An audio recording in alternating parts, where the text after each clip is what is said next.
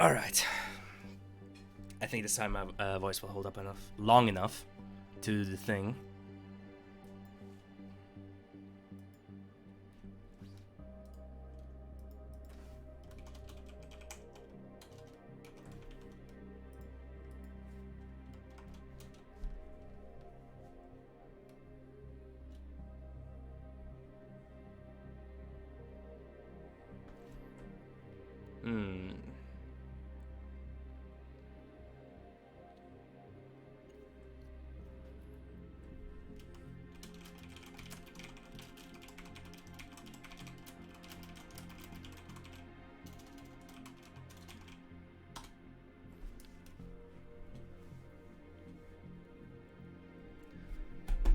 Alright.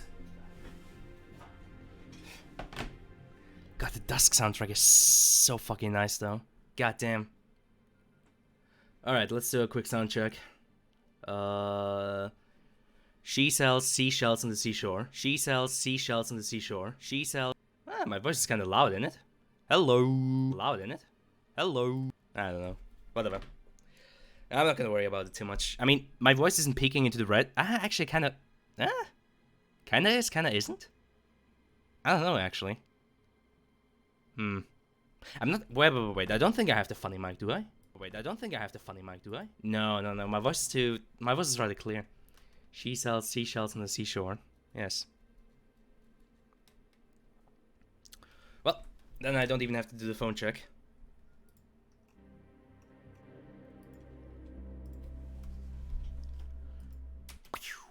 That makes me want to replay a medieval...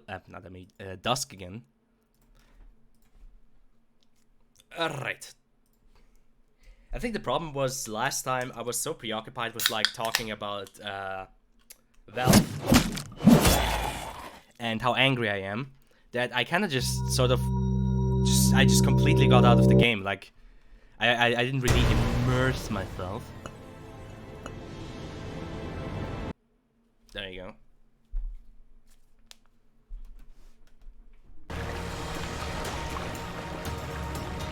You know, before I do the thing, maybe I should grab some health. Yeah, who would have thunk it? There you go. Too busy projecting.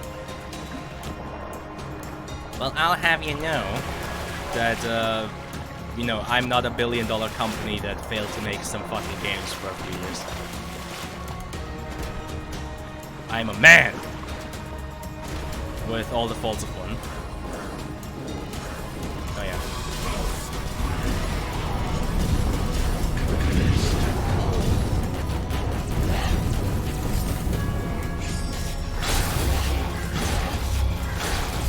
There you go.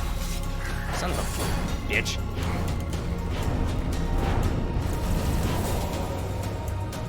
Alright, there we go. Nyan. I still want to kind of save up enough soul mode for... Okay.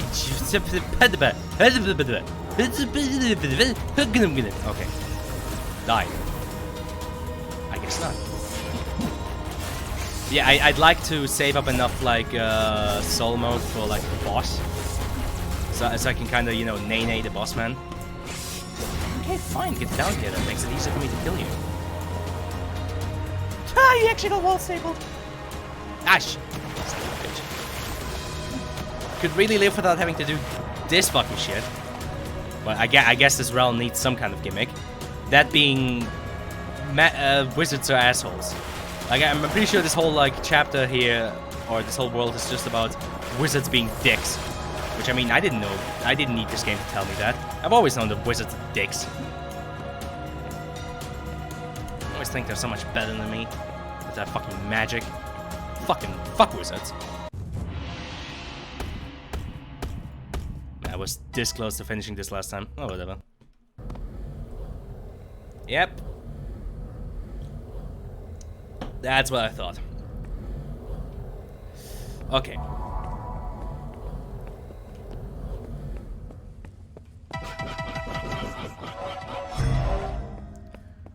Alright, so...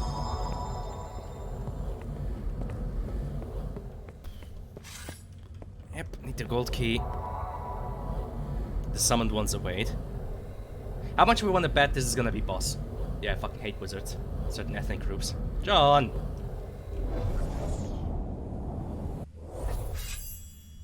This is either a... Yep. Ah, son of a bitch! In the water? Really? I'm gonna have to... Yep, I'm pretty sure I'm gonna have to fight fish! Fish! Okay. Oh no, they're not just fish, they're... flying around. God. Oh no.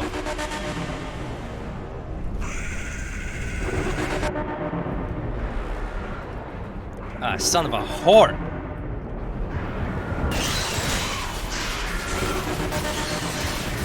Well, this is a problem. Oh, stop that. Okay, I need soul. Hold on. I need to be smart about this.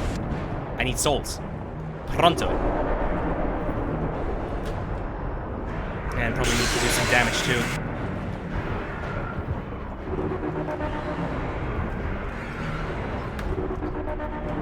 Can I think hitting them on the body also does damage? Wait, let me check. Ow! Fuck me! Not good. Yeah, I had the funny number that first second. I was not mentally prepared for fucking doing a boss fight. The first fucking thing I do here.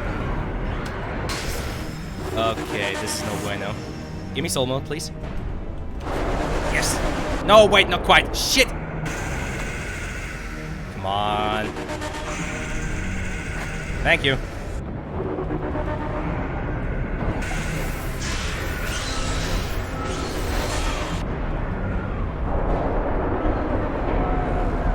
Okay, I think one of them's dead.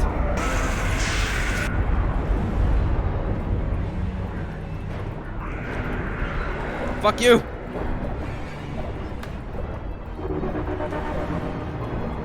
I think the other one might have been the deadlier one because this one doesn't seem to attack directly. Oh, no, wait, his projectiles are fucking tracking. Oh, that is cringe. That is certified cringe.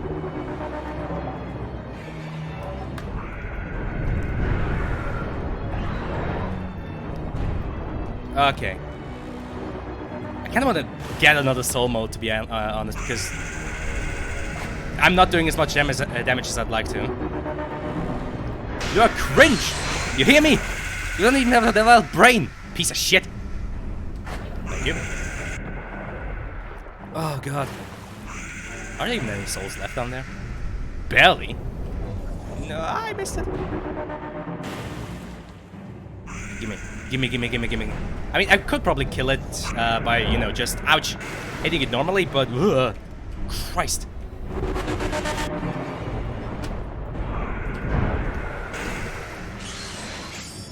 I don't have any. Get fucking wall stapled, bitch. Okay, hitting it in the body does damage, but I think hitting it in the head might do the most damage. Oh, hey, it's dead. Woo! Well, that was easy. Savior of the mages. Ah, man, fuck wizards. I didn't want to save them. Fuck these guys. They don't deserve it. They don't deserve to be saved by me. Man, fuck wizards. Honestly. Question is, where the fuck do I go now?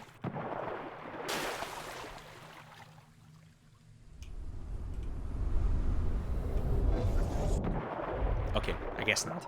Do I just go up here? Oh shit, I guess. Alright. Well, that only leaves one area. The Void. Which I presume is, you know, the last area in the game. Which is why, you know, I didn't do a funny with the title. I just gave, like, the game's normal title. Christ, fucking moon gravity. There you go. Alright. Wait, what? Achievement? Destroyer? What did I destroy? Who did I destroy? Back, destroy all decorations in a level. I did? Wait, you can? Whatever. Yep, all of them are complete. All that is left is the Sacred Path. And presumably... this thing. Prepare to face the ultimate challenge as you navigate the twisted world of the evil force. There are no rules here, and chaos is king. Well, what a better way to end the game?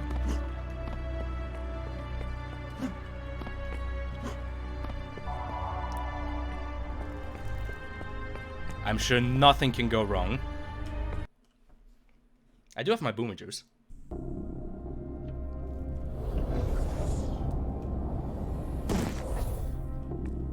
You know, for supposedly being a void, there's actually a lot of stuff here. Or you know what, this might just be the sacred path that takes me to the void.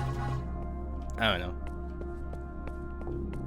All I know is endgame is coming up, which means it'll be even harder. But you know, thankfully I am... Okay, hi. Don't do that to me. Thankfully, I am indeed good at video games. Bruh.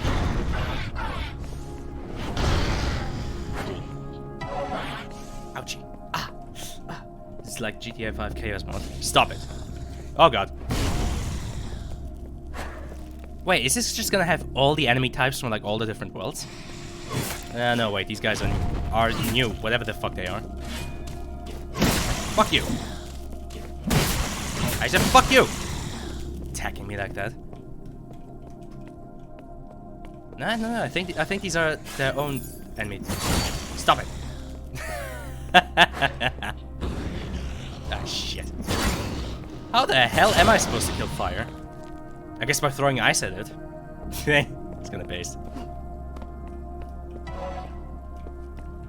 Can I do that? I can! Nice! Poggers! How cool is that? Okay, I'll stop.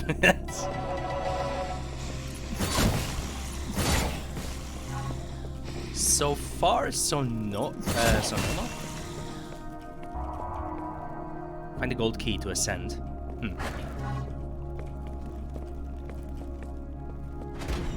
You know, I'm Swiss, so of course my path to ascension is essentially just getting rich. Who would have thunk it?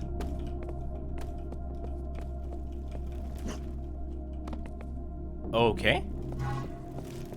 That's kind of fucky. Also kind of interesting, to be honest. Okay, level design here is kind of bussin', to be honest. I kind of like it.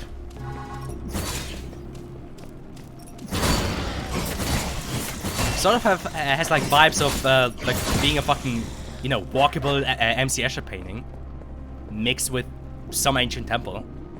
Looks interesting, that's for sure. In other news, I was outside again, and this time that was the cat that meowed at me and wanted my attention was black. And, you know, it was all like, hey, you, human, give me attention. Yeah, it literally was just like standing on top of like a, what's the word for that? On top of like a wall, or hey, whatever. And, you know, it was just meowing at me. It was just like, hey, you, human, over here, fucking give me attention. Uh-oh. That is not based. That is indeed cringe.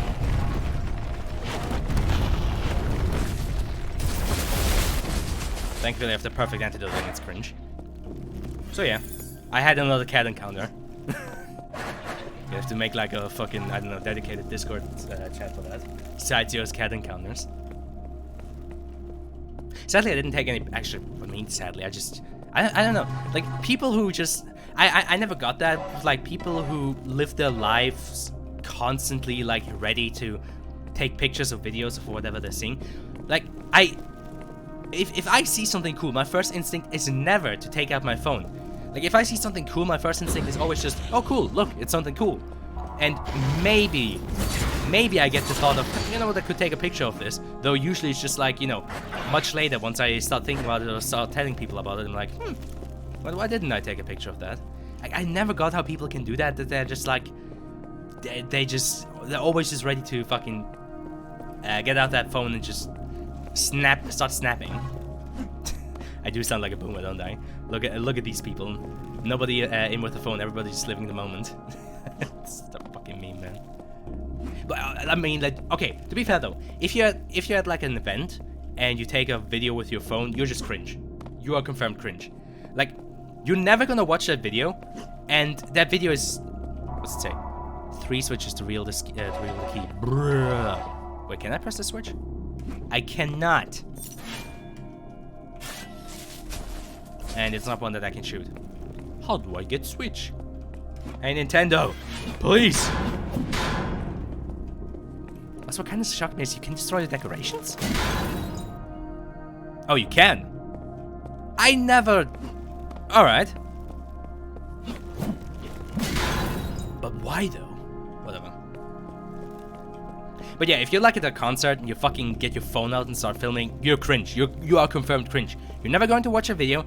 That video is not even fucking comparable to actually being there. Just fucking, yeah, I know, I'm a boomer. Just fucking enjoy the moment. Fuck your phone.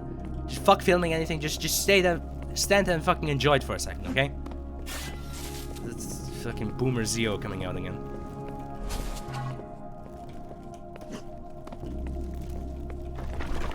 Oh boy. Okay. Music's surprisingly calm, to be honest. Though I do feel like this place here is much more about just exploration. Well, maybe not. It is about turning people into fucking wall decoration. We are going to Brazil. The protectors cannot stand weapons of chain. Wait, what? Whoa, whoa, whoa, whoa! What to say? The protectors cannot stand weapons of chaos. Bruh. I actually fucking thought this game... okay, I actually thought this said the protectors cannot stand weapons of chads.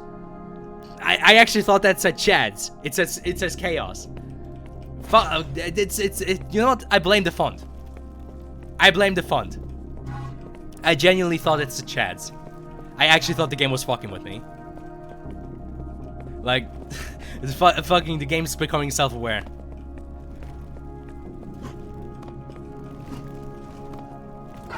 Yeah, player, we know how much of a Chad you are. That's why the enemies hate you. They hate you because they ain't you. That's it, they're learning how to read. You saw that fucking font! You saw that font, you little bitch! Uh-oh. Don't even try it. Oh boy, don't even try me.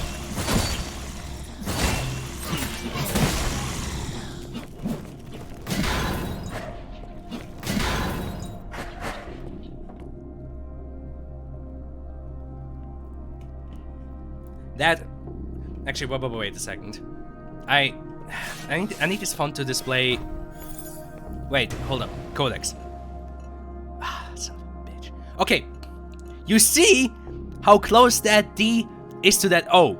You see that right there, right? Like, the only difference between that D and this O is that little hitch right there. So, fuck you. It's a font's fault, okay? It's not my fault, it's a font. Go fuck yourself. God damn it. Wait, what did I pick up? Oh, gold key, yes. Sigma weaponry. Hell yeah.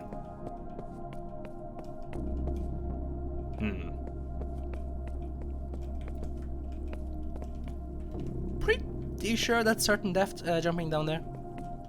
It kind of looks like I would die if I jumped down there. I don't know. Or maybe it's just cringe. I don't know. Have you considered being not cringe? Well, this sucks. I mean, to be fair, they're rocks. What would you use against rocks at best? I guess explosives. Yeah, see? Actually, you know what these guys remind me of? Okay, a little bit of a tangent. I grew up... Okay, on the N64, there was a Rayman game. Rayman, the guy with like who's like hands and feet are floating, Ubisoft character.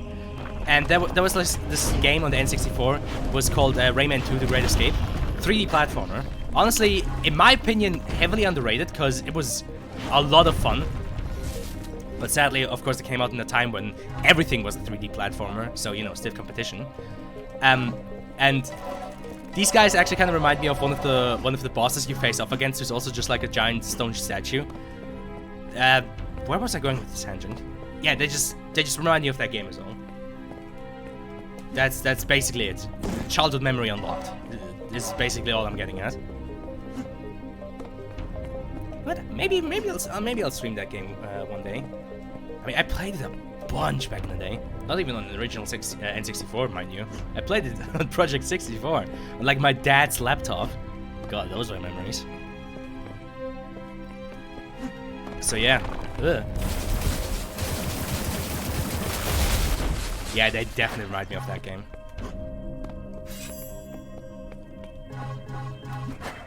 I mean, don't get me wrong, I of course also played... Wait, what? Fire makes divine creatures stronger. Okay.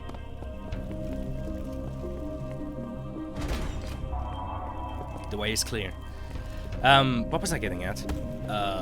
Oh yeah, actually there are a bunch of N64 games I could see myself streaming. I mean, of course, you know, the usual suspects like Ocarina of Time, Majora's Mask, Super Mario 64. I mean, why the fuck not, you know? Enjoy nostalgia. Plus, I mean, Super Mario 64 is still a genuinely good fucking platformer.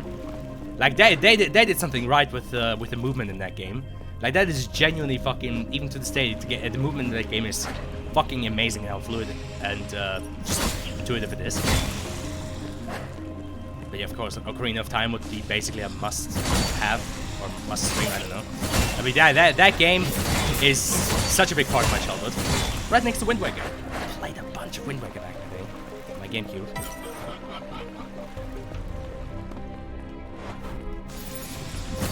Bruh.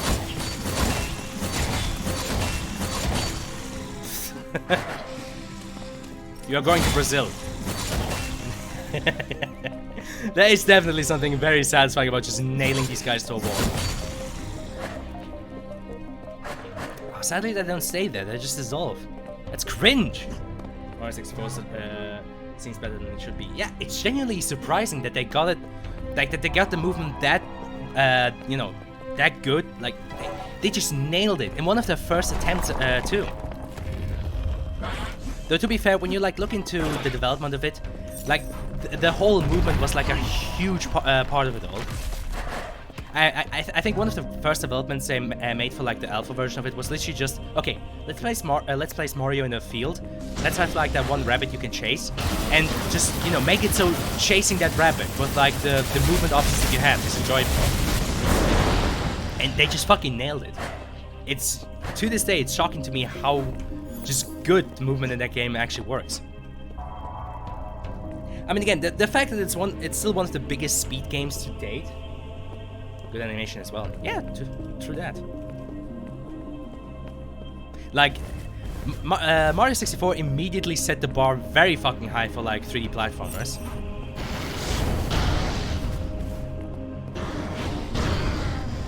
Which again, that was kind of just Nintendo at the best. Like, you know, crutch the old Nintendo, they definitely have their fucking faults and their problems, but when it came to like innovating, they definitely are some of the best in the industry. Just because, you know, they often didn't have those like preconceptions that other people in the industry had. Basically, you know, they were able to think outside of the box. And honest to God, that led to them making some of the best games in that era.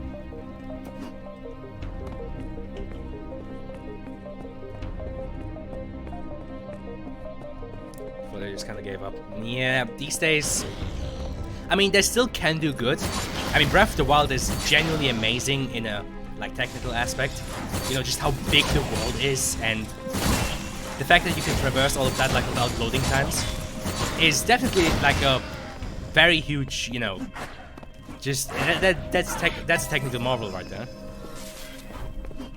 But of course, on the other hand, the fact that it took them so long to innovate on the formula of The Legend of Zelda, because let's be honest, I mean, I like The Legend of Zelda, I like those games, but for most years they were just variations on what was established in A Link to the Past. I mean, again, I love Ocarina of Time, but if I'm being honest, and perhaps, you know, a bit harsh, Ocarina of Time is in many ways basically a retread of what was established in A Link to the Past, but in 3D. It was still fucking innovative and amazing for its time. Like, they made huge leaps in that game. But it was all built in the foundation of what A Link to the Past had already established. They just built on top of that with, like, you know, 3D technology. Invisibility. Oh, I'm invisible. Poggers. So again, the fact that it took them this long to kind of, you know, try and innovate on the formula is, nah, it's two-sided, you know. On the one hand, it's of course nice to have like a functioning formula, and you don't always have to, you know, do something new. You don't always have to reinvent the wheel. If it works, then, you know, why change it, right?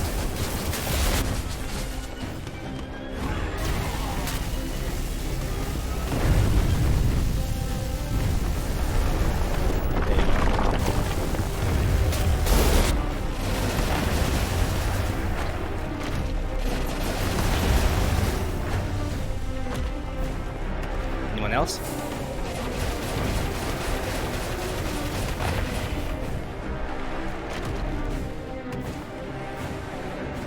Isn't that the thing that like literally every open world game does? I mean, yeah, of course, fucking streaming instead of having loading screens in an open world is kind of a standard thing. But what in my eyes makes Breath of the Wild stand out is just the sheer size of that world. Like, the world of Breath of the Wild is fucking massive. It is gigantic. And don't forget, that world is massive while you have some of the, you know, most expansive traversal options in that. You know that meme where like Todd Howard said, hey, see that mountain, you can climb it? Which, you know, didn't really turn out to be that true because, you know, you don't really climb in Skyrim. You can just shuffle your way upwards a cliff. Well, Breath of the Wild actually has, you know, actual climbing. And it lets you traverse wherever the fuck you want, and the world is still like that large. Even with the fact that you can like go all over the place, they still went out of their way to like make it that size, make it that expansive, make it that detailed. See the Ghost Recon Breakpoint map, lol.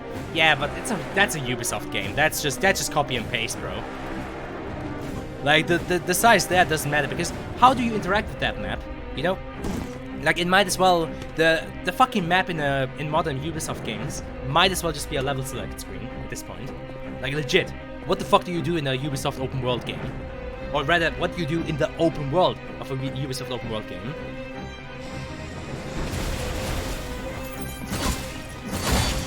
You know, in Breath of the Wild, there's at least some shit to do.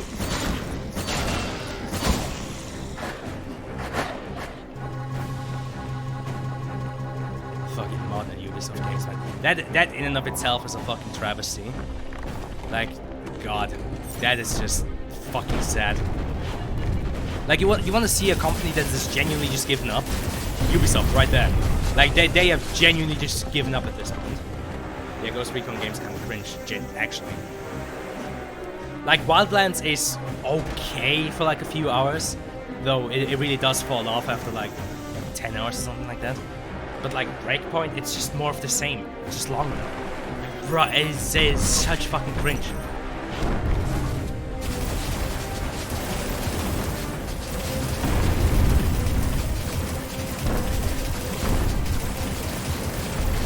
This just makes me want to play This just makes me want to play Rayman 2. God damn it. About to boot up the fucking Project 64 emulator. I mean, my totally legit... Okay, no, that joke's overdone. Yes, my totally legit N64 that I'm flying right next to me. Right on top of my PlayStation 1 that I've used to stream all of those Ace Combat games. And that one's right next to my totally legit PlayStation 2, which I used to stream the other Ace Combat games.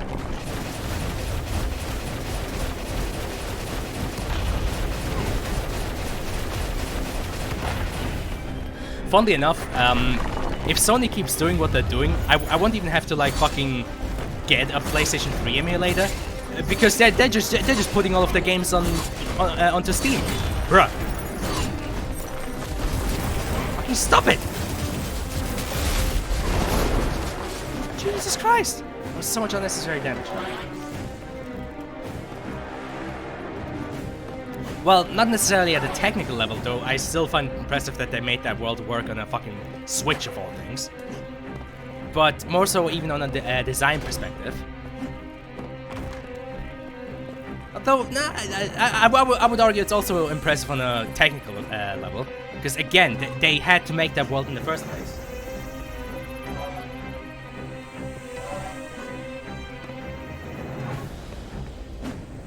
But yeah, Breath of the Wild is nice. It might not be the best game ever, as some people say, because no game ever is. But, you know, it's still nice. But God, Ubisoft genuinely just fell off. They fell off. They fell off. They fell off.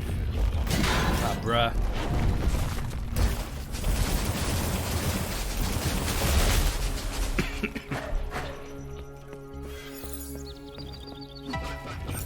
Like, there had been a time where Ubisoft had been the game company to kind of, you know, make sort of slightly more experimental games. You know, they were the ones trying to, you know, make slightly more quirky and, you know, interesting games. Yeah, not anymore. Ah, oh, son of a bitch. That was fucking... Oh, it was dumb. I should have left that and... Ah, fuck's sakes, whatever. Too late now. Open world maps I've never done on Pressing PDH. Yeah, to be fair, I mean, they are very impressive in their sizes. FC6 was pretty cringe. I think that was their last good franchise. Oh, Far Cry. I mean, Far Cry. Let's be honest here. Far Cry peaked with 3, and since 3, they were just rehashing the same thing over and over again. Like literally, since Far Cry 3, it's literally just been Control-C, Control-V. Like, it is such fucking cringe. Like, you know, way to fucking kill a franchise. And the funny thing is, they had the, you know, they had the possibility of, you know, actually making something good out of that. But of course, the you know, the fucking investors and shit were just like, hey, Far Cry 3 did lots of money. Let's do that again for the rest of eternity. Ugh, same with fucking Assassin's Creed, man. You know, Assassin's Creed games used to mean something back in the day. Christ. Assassin's Creed 2, dude, that was the shit. Fucking Ezio. What a fucking giga chat right there. Like, genuinely, modern Ubisoft games, I sleep. But give me Assassin's Creed 2, I'll gladly replay that. 5 was really good mostly. I don't know. I mean, the problem is, it was like, I think it was pretty okay on like a technical and gameplay level. The problem is, it's literally just more of the same. It's just more, hey, look, quirky fucking psychopath leading a group of people who are trying to murder you. Yay! You know.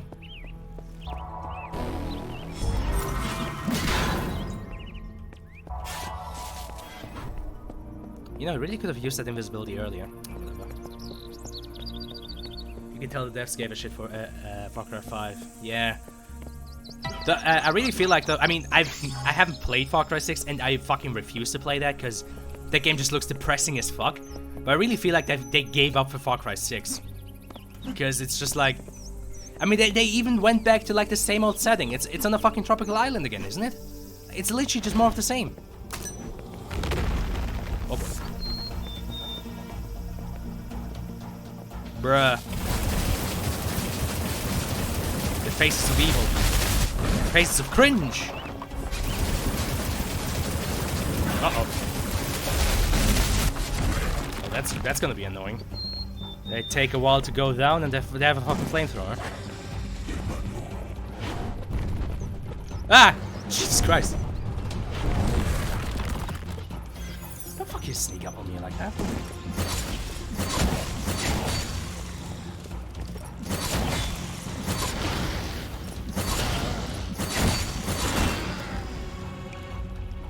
There was like 2 devs on the team that gave a shit. Yeah, again. Like, you want to see a company that gave up? Ubisoft. Right there. Like, I genuinely feel like Ubisoft they just utterly gave up. They just do not give a shit anymore. Like, creativity is not allowed in that fucking company anymore. Which, again, Ubisoft used to be... They used to be the dudes who actually made, you know, interesting games, like new and, you know, fascinating concepts. Again, back when Assassin's Creed 1 came out, like, that whole concept of that was the shit. That was fucking cool. You know, you get to be a historical assassin who can also parkour run across, like, you know, ancient buildings and shit. That was the shit, dude. It's weird though, because base level 6 has good gameplay. And good story, but then they layered a bunch of comic relief bullshit on top of it. Well, it would have a good gameplay if they just didn't do all of that RPG bullshit. Oh yeah, I'm sorry. Yeah, you would have blown that guy's brain out, but apparently your bullet wasn't good enough to fucking pierce his skull. I hate that shit. Like, if you shoot somebody in the head, it should fucking kill them, unless they're like I don't know, fucking Terminator or some shit like that. Or maybe, you know, an alien, or they have like shields. Like, if your setting is not a sci-fi setting, if your setting is supposed to be realistic and grounded and happening in our world, then if I shoot a guy in the head, he's supposed to fucking die. Like, when I saw gameplay from 6 with like that whole cringe-ass bullshit of fucking damage numbers appearing above a guy when you shoot him, no, I snooze. Like actual Resident Sleeper. I hate that shit so much.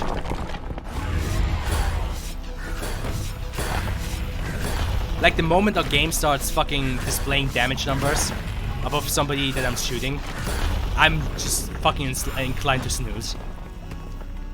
Like, honestly, give me fucking Stalker gameplay any day.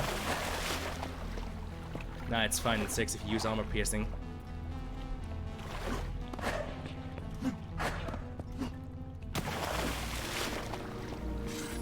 Yeah, but isn't it still so that, you know, if you use armor piercing on an unarmored target, it suddenly does less damage, which is, you know, dumb. That's actually just fucking, that's, you know, reflection of water only shows the surface. What?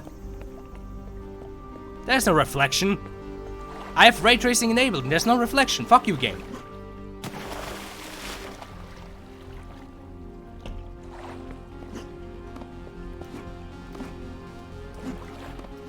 But yeah,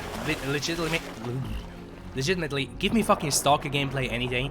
Because I'd rather have, you know, gun combat that's fast and deadly than have a fucking bullet spongy enemy. Like, I don't care if the enemy can fucking down me in two hits too. I'd rather have that. Because at least then, you know, the combat actually fucking means something. At least then there's a reason to, you know, use your gadgets, use cover and shit like that. Like, that's another problem with, like, so many Ubisoft games. They give you so many unnecessary fucking gadgets. They give you, like, 11 fucking different gadgets. You don't need them. The gameplay's never hard enough to actually warrant it. I might do less damage, but not noticeably. It's still a one-hit kill with headshots.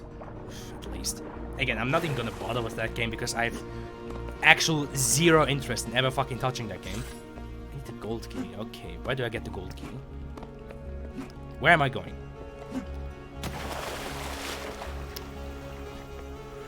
Okay, there's legit nothing here. Oh, wait.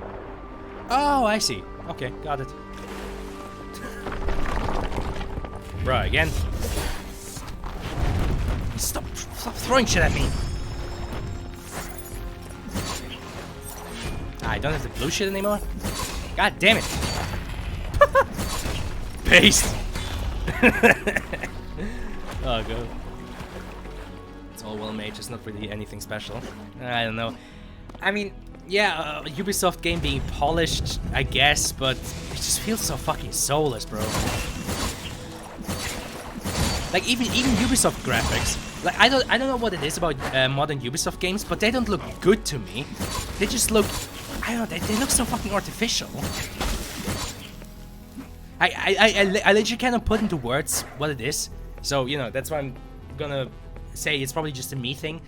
But legitimately, if I, wait, I must escape the darkness. Hang on. What the fuck is 4chan doing here? They were coping hard with the FC3 references. Oh god, yeah, that pandering. Oh my god, a machete. Yeah, that whole thing with Voss being alive. Christ, dude. Jesus, fucking, you know, pander even harder to those dumb fanboys who don't understand what consequences good storytelling are. It's not like, you know, Voss being killed by Jason is sort of important for Jason's character arc. You know, it's not like it's kind of the turning point where he's dangerously close to just become the same kind of psychopath that Voss was. It's not like it's supposed to be a reflection. No, you know, Voss is too quirky. We can't just let him die. I mean, yeah, I like Voss. I like the... What's his name? I can never remember the actor's name. The actor that plays him. Like, yeah, he gives good performances. I like him. But Voss has to stay fucking dead. Otherwise, it doesn't mean fuck all. Like, it just takes away from Far Cry 3. And the ironic thing is they like to suck off Far Cry 3. You know, they like to be like, oh yeah, remember Far Cry 3? Remember when we were still making good games? But at the same time, they fucking ruin it by, you know, retconning shit like that.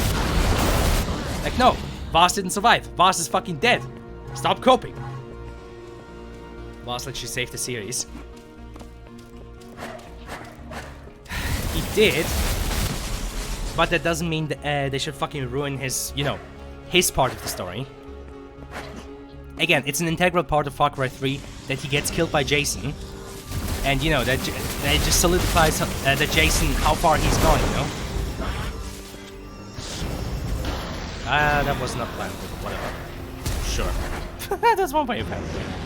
Bruh. I don't have that. Oh god, no, I don't have the ammo for this. Fuck you, fire! Just, yeah, activate Axe.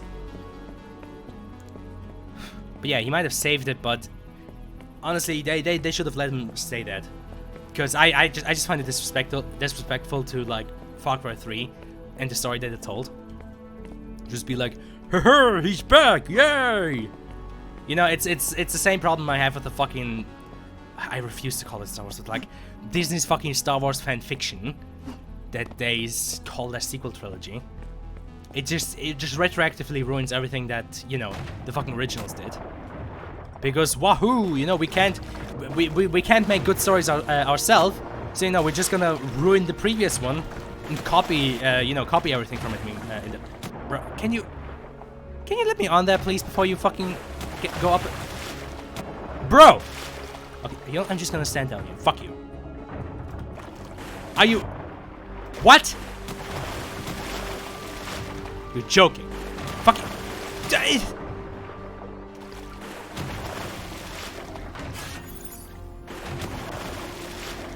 Bruh!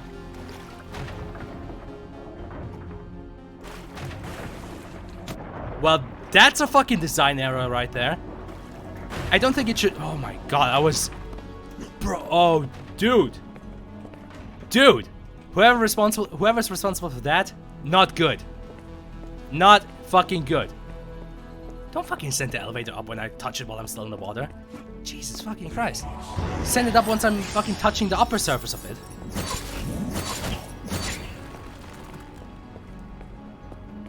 That's how much they fucked up the FC5 ending. I mean, to be fair, if they had just, you know, used that ending to actually end the Far Cry series. Because I always think of what Yahtzee Croshaw said, that he kind of expected the series to end with 5. Because, you know, spoiler alert, a nuke going off at the end of Far Cry 5 kind of implies finality. Kind of implies that, oh boy, you know, this is the end.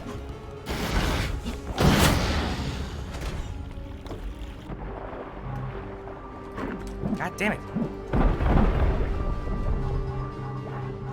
Going off just FC5, Joseph starts mutually assured destruction by setting off some nukes in the US soil, which the government assumes are from North Korea due to the existing tensions. Woohoo! Again, yeah, you'd expect that to be kind of, you know, to kind of imply the series' ending, you know, finality. We literally fucking nuked the US. Bruh. What the fuck?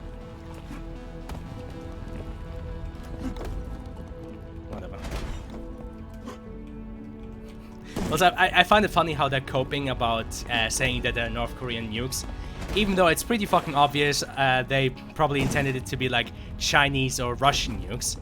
But again, fucking Ubisoft and the fucking political cope. Don't make any statements whatsoever. Just do not dare make any fucking statements. We cannot allow ourselves to ever make any kinds of statements.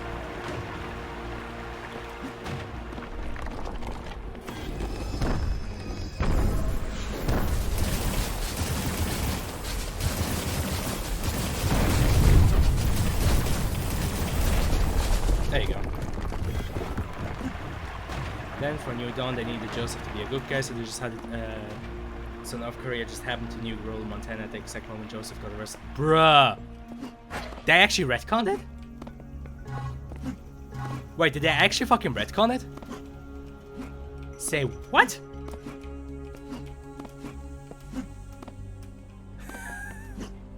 As if fucking North Korea... especially... Bruh, why the fuck? Why the fuck would the North Koreans... yeah, North Koreans, obviously China. Why the fuck would they send a nuke to rural Montana? There's nothing there. If they would ever send a nuke anywhere, it'd be like, you know, one of the big cities. New York, Los Angeles, Miami, fucking anything like that. Bro, before they would ever fucking send a nuke to fucking nowhere in Montana, they'd probably send it to fucking Las Vegas. They fucked up FC5 so fucking bad. They fucked up Far Cry in general. For a fucking spin-off. Oh, man. Again, Far Cry just fell off. It fell off. Same with Ubisoft in general. They just completely fell off.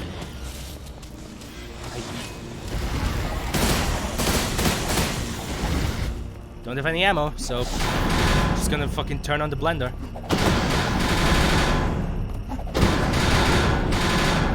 Well, that's one way to handle the situation. I do love that. It's just woo, spin.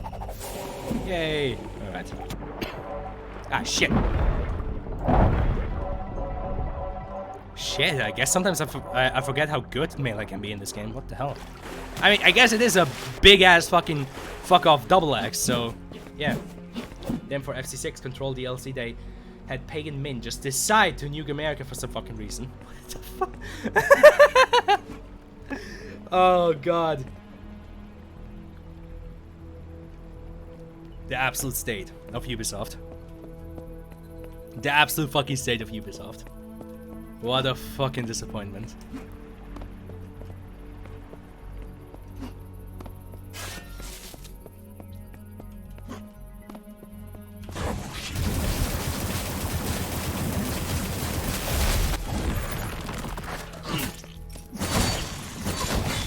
Bruh. Really love myself. Suddenly I'm turning Scottish. Would really love myself some fucking ammo. Game, please. I need ammo. Put dispenser here. Put dispenser here. Oh, there we go. So right now, at this very moment, rural Montana is nuked by Asia. At the exact moment Joseph is being arrested. Bruh. Dude, the fucking cope is real. Holy shit. The fucking cope is actually real. What the hell, man? Again, fucking modern Ubisoft. They just gave up. They just fucking gave up.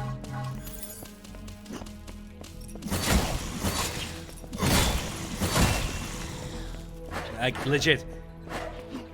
You want to point to a company that just gave up? Ubisoft.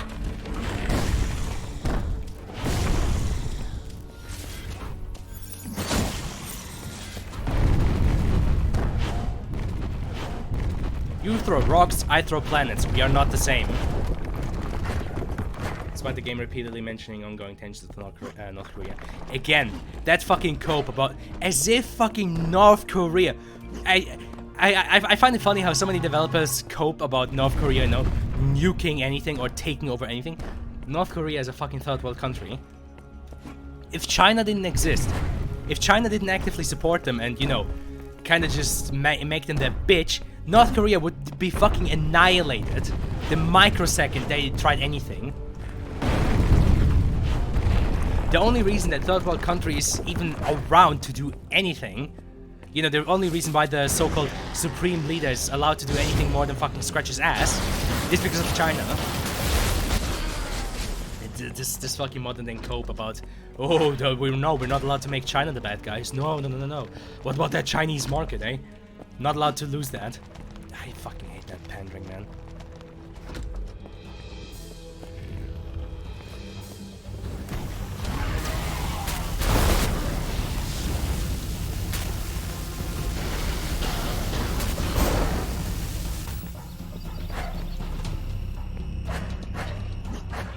Anyone else? I guess not. Long ago the apostle lived here. He studied the heavens and was worried. He left his place for the haven. For the haven, sorry. For the haven? Oh wait, did it say haven? No, heavens. He left his place for the haven. At least Valve doesn't actively work to ruin existing games. I know. Doesn't change the fact that I'm still mad at them. John, you're just bringing up Valve just so I start fucking seething again, don't you? Little bitch. Just trying to trigger me again. I'm pretty sure I got it out of my system yesterday. And again, I suspect the reason why I'm so emotional about like Valve and their build in this period is just because, again, as a creative person myself, I just find it frustrating when, you know, potential goes to waste, but what are you gonna do? It happened. I guess I should just be glad for the Valve games you do have and hope that shit finally changes. Though, honestly, being cynical, that's kind of the fun part, you know? I got very emotional and very angry yesterday about the wilderness, but I was always one of the first people to say that, you know, when like some kind of leak came out, people were like, Half-Life 3 confirmed, this is it boys, it's about to happen. I was always on the side of people saying, nope, it's not gonna happen. Not with modern day Valve.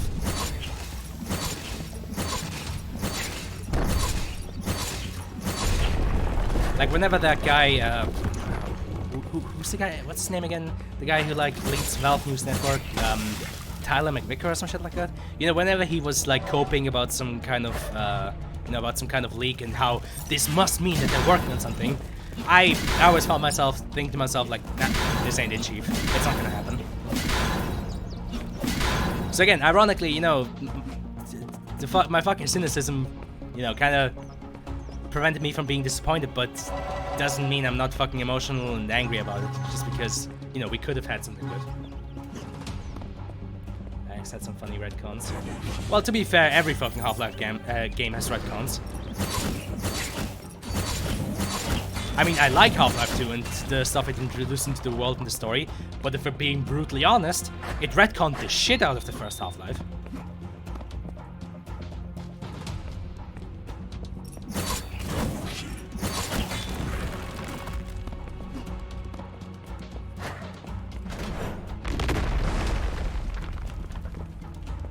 I'm pretty sure Mark Laidlaw himself... Ah, shite. Ah, god fucking damn it. And of course, I'm not gonna be able to come back up again. Bruh! Ah, son of a bitch. I could have probably saved me some ammo. Whatever. Nothing to be done. But yeah, I'm pretty sure Mark Laidlaw himself said that canon is not really that much of a priority for Valve with Half-Life. Like, to them it just matters what interesting thing they can do with each game, and less so how they can adhere to, like, the canon. Which, you know, I guess kudos for being so open about it. Though, again, that is another thing where I would have preferred for them to kinda at least stick to some kind of canon.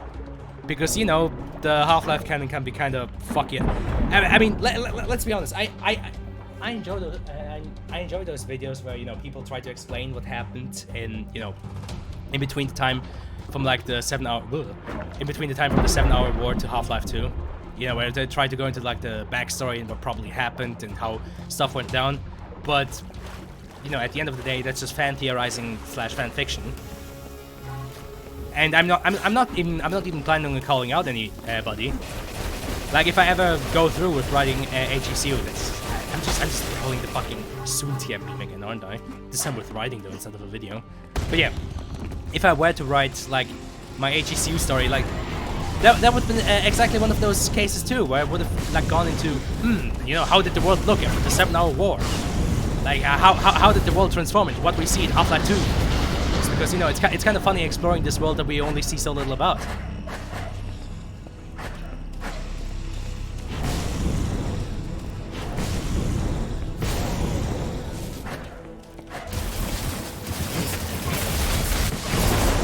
Like, I'm pretty sure in one of the earlier drafts for Half-Life 2 where they had, like, Eli do a fucking slideshow for Gordon to, like, kind of explain to him the backstory, he, like, mentioned that that multiple citadels, like, plopped up in, like, all kinds of major cities. I think the way he described it was like, hey, you know, suddenly there was just this one part of a city that just had been flattened, and out of it, you know, poked this big spiral that they built the citadel around. Which was always what I had assumed, but, you know, come Half-Life Alyx, there's this implication that the Citadel is a one-of-a-kind thing.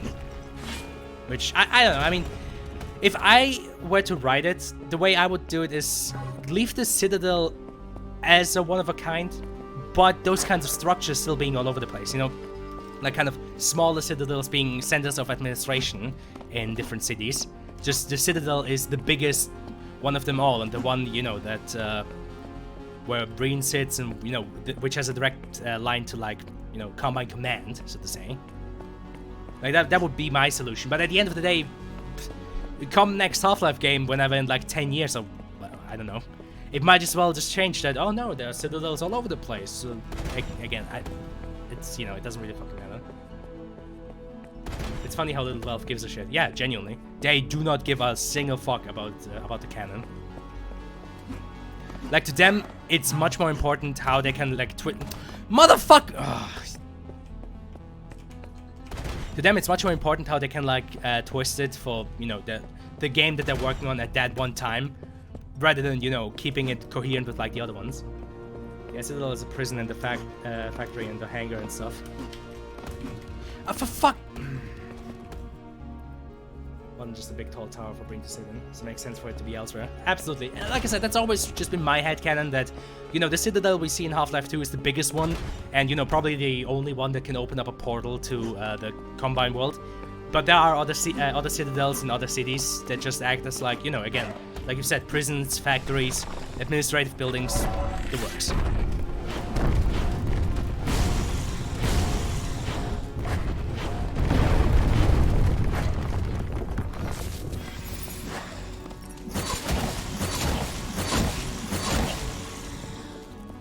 Because, yeah, it just makes the most sense to me.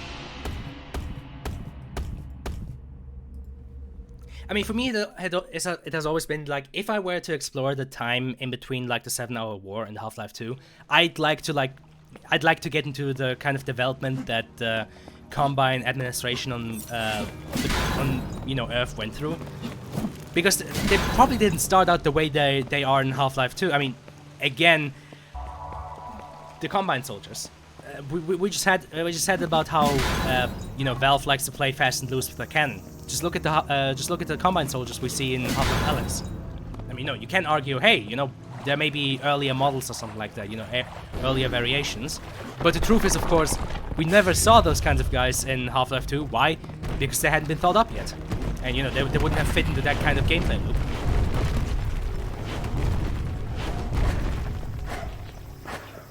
But honestly, I think you could probably make that work, because my idea had always been to also kind of explore how the Combine Overwatch sort of, you know, developed over the years.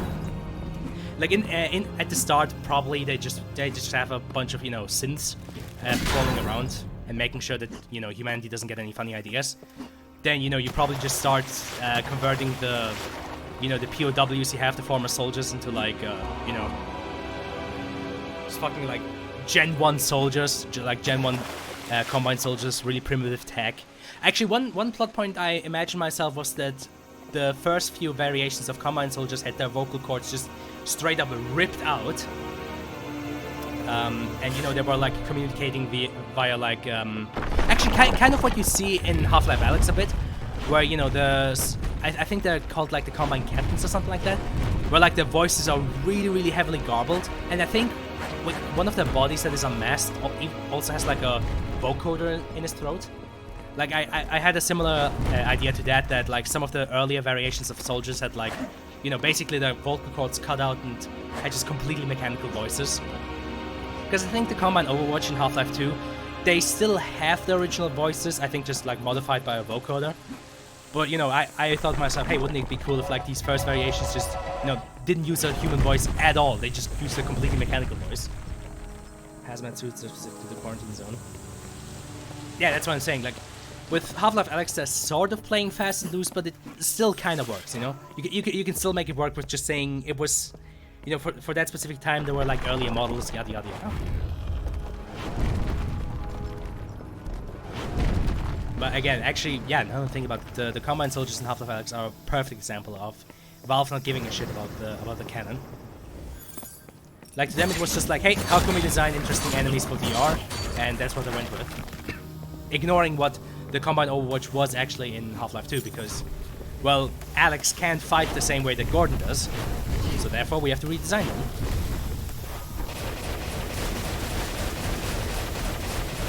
Another idea that I had was actually that the suppression field wasn't activated from day one.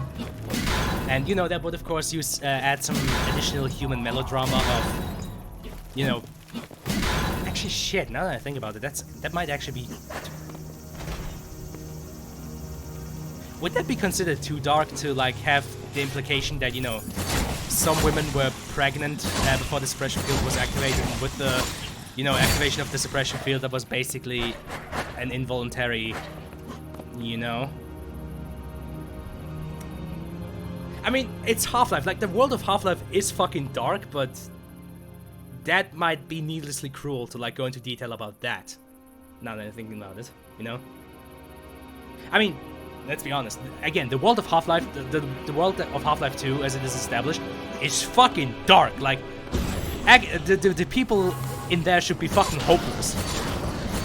Like, you know, humanity can't have any children. Fucking, you know, dissidents get turned into stalkers or Overwatch soldiers. You know, fucking headcrabs turn you into a shambling zombie that's just suffering all the time. Like, the world is fucking dark, but the implications of the suppression field being activated while Kleiner said the suppression field just makes come. I don't know. I always imagine. I guess it's kind of the question: where exactly do you say is it suppressing? Because I always assumed it suppressed like some sort of formation in like the womb. But I guess he did say that like it was suppressing certain proteins, so maybe it was suppressing on the father's side. I never thought about it actually. Huh. Oh fuck! Fuck off, you fucks! Like, yeah, I think Kleiner says in episode 1 that it prevented like certain protein chains from forming. I'd have to look into again what he specifically says. I feel like it would be easiest to just make people infertile. Well, it doesn't make them completely infertile because, as you remember, Kleiner says that with the suppression field deactivated, people are capable of breeding again. So it wasn't a permanent thing. It wasn't like we activated this field now everybody's sterile. Because if that was the case, then humanity would actually be fucked. That's just straight up game over. At that point, it's not even worth fighting. But the implication in episode 1 is that it was the suppression field itself preventing it. So with it being deactivated, yeah, exactly, temporary. Like, as long as it's active, you cannot have babies.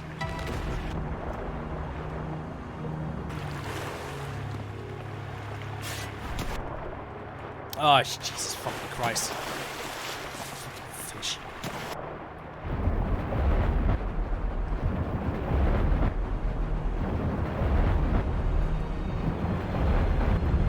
There you go. How are you underwater? How the fuck are you underwater? Bruh, this is like that one gag in SpongeBob where they fucking have a campfire underwater. Bruh. That is...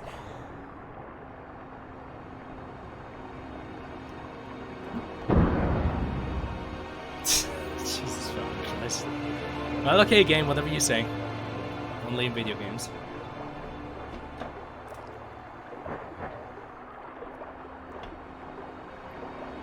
Fucking dog. Stop it. Quiet. But yeah, what other ideas did I have? I mean, obviously, I think I explained this the premise of the story once with like the, you know, former HECU guy kind of helping out with forming the resistance, or actually rather forming his own movement and just joining the Lambda resistance later on. Which again, as I always mention, I had that idea before fucking Hunt Down the Cringeman ever existed. So nobody can fucking hold that against me. I had that idea first. Fuck you. I mean, it's not even that much of an original idea, for being honest, you know? Oh, a survivor from Black Mesa, you know, starts his own resistance movement and, you know, opposes the Combine and, you know, we explore what the world looked like after the 7-hour war. Blah, blah, blah, blah. Like, it's not even that original. It's just that I fucking cringed down the Freeman and ruined it for everybody. Well, not really, if I'm being honest. Like, fan games and fan stories are still fucking flourishing. Honestly, sometimes I really feel like I should get back into writing HECU just because, like, Half-Life fan stories and fan games are fucking bussin' right now. So I feel like there might actually be a real demand for that. AKA, you know, people might actually read my shit. Literally every named HL2 character is from Black Mesa. Not everybody. You have Colonel Cobbage, but yes, Kleiner, Eli, Alex, Barney. It would probably be easier to just name the exception. So, Odessa Cobbage isn't from Black Mesa. Who else do we have? Judith. Well, she has some relation with Black Mesa because she applied there, so she doesn't even count. Breen was administrator. There's the monk. Oh yeah, fucking Father Grigori. So yeah, Cobbage, Grigori.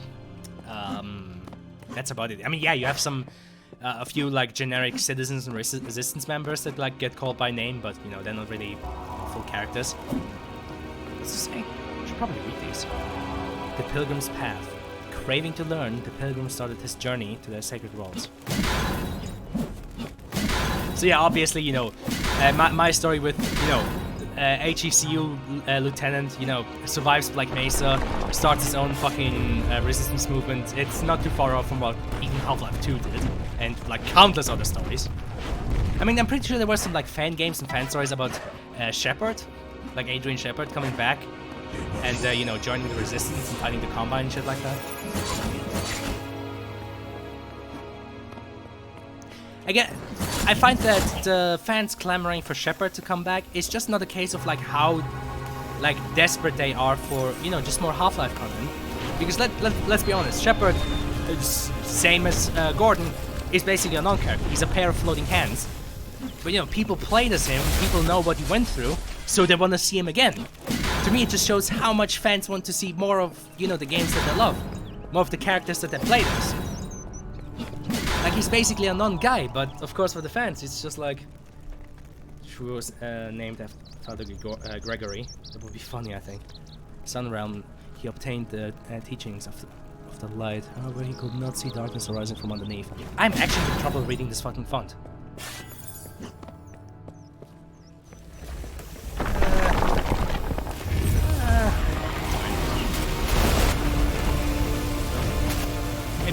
Maybe it saves us.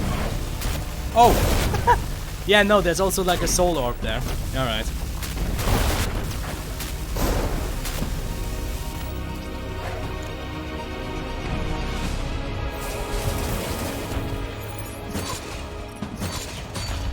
There you go.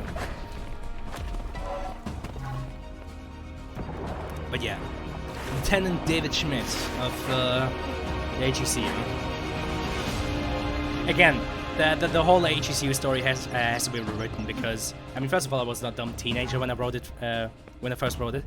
So, you know, the organization of the HECU doesn't make a lick of fucking sense. I'm pretty sure I actually had them call the corpsman medic, which, you know, fucking US Marines like to fucking cope about their specific names. So, you know, of course it wouldn't be a medic, it would be a corpsman. I mean, again, it's not like fucking Valve were putting a lot of thought and effort into it, because why the fuck would the HECU be Marines, you know? I mean, the HECU as a whole, if we're being honest about it, would need to be rewritten to, like, make proper sense. Again, my like, personal theory and the way I was writing them and I plan on writing them is just to have them, like, act as, like, a joint, op.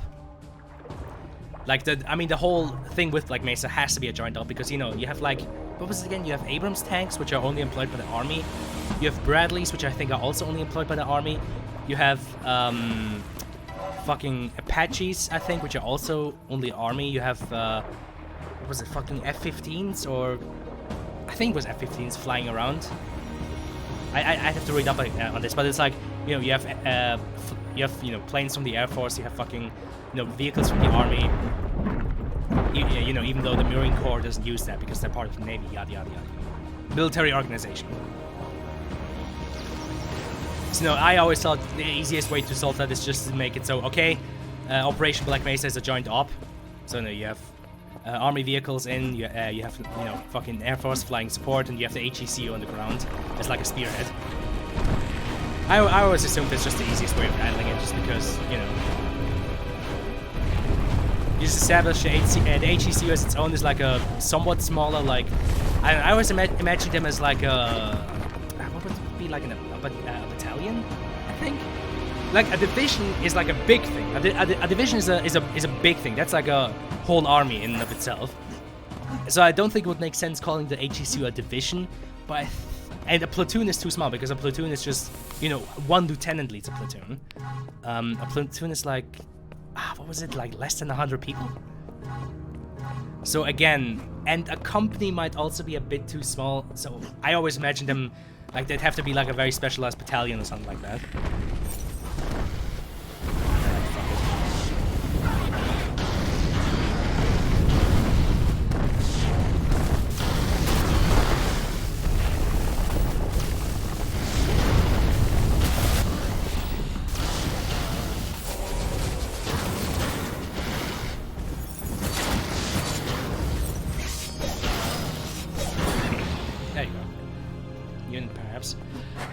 Yeah, something like that, like some like mid-sized thing where, you know, they mainly have infantry, they maybe have some support vehicles, because I think I mentioned this once already, but like the way I imagine the formation of the HECU is, you know, they were probably formed somewhere in the Cold War as like, you know, basically the same thing I think that the Russians tried to do, with like specialized troops that you could send into like an irradiated area, or like, you know, an area that was hit by like bioweapons, and still have them capable of fighting. You know, therefore, that's the reason for the gas masks and the PCVs and shit like that. And the reason why they're sent in as a spearhead into Black Mesa, of all things. Because, hey, you know, Black Mesa's probably, as we see in the games, Black Mesa's full of all kinds of toxic shit. So, you know, you need specialized infantry that can, you know, shield themselves from that toxic shit. So as far as I see it, the HECU mainly brings in the infantry and maybe like some specialized vehicles, and everything else is like just joint ops stuff, you know? Again, the planes from the Air Force, vehicles from the Army, yada yada yada. That was the way I imagined it, of like organizing it for my story. But again, there's a lot more organizational stuff that I have to get into, because again, the first problem is David, who's supposed to be a lieutenant. Well, in the Marines, a lieutenant leads a platoon. Now, if we're to say that his like unit, or his like part of the HECU is like specialized recon, so they move in smaller units, fair enough. But he'd still have to have like a team of about 10 people. Surely you create a Half-Life 2 mod, because books are lame. I mean, if you want to fucking help me with hammer and shit like that, dude, the only thing I'm good at is, well, the only thing I have like a knack for is writing. So I'm just writing the story. If you want to make a mod about it, be my guest, but I ain't gonna do that. I mean, seriously, do I look like the kind of guy who wants to fucking touch Source again? No way. You know what? If I write the story, you can make a mod about it that's inspired by it. How about that? I can do enemies. No. Yeah, good luck with that. But I'm no level designer. I don't think any of us are. I mean, okay. Ironically enough, we actually went into some basic aspects of level design at school, just because, you know, that's kind of because, you know, we're exploring many different aspects of game design, which of course includes also the theoretical aspects of being an actual designer. But I mean, I never designed a level myself. Okay, not quite. I designed Hotline Miami 2 has its level editor. For fun, I made like 2 levels in that, I think. Actually, 1 finished level, 1 smaller one, 1 bigger one that I made like half of it or something like that. So I guess, technically speaking, I have some level design experience. Though, admittedly, designing for Hotline Miami 2 is rather easy because, you know, it's top-down 2D. There's not too many dimensions you have to worry about. Now, designing a 3D map, woo, that's something else. That would genuinely need like a lot of time to just, you know, learn like just like develop like a sense for it, you know. You kind of just have to develop like a, you know, like a sixth sense for it, for like what makes sense, what works, and of course playtest the shit out of it. Source is base, but a bit annoying to do most things in. Source 2 isn't released properly. Unity is cringe. Unreal looks good because they give you good looking assets for free. Godot isn't real. I mean, come on. If my HECU story were to be made into an actual proper mod, it'd have to be in Source, right? I mean, you can do cool shit in Source. Just look at Entropy 02. That shit's pretty ballin'.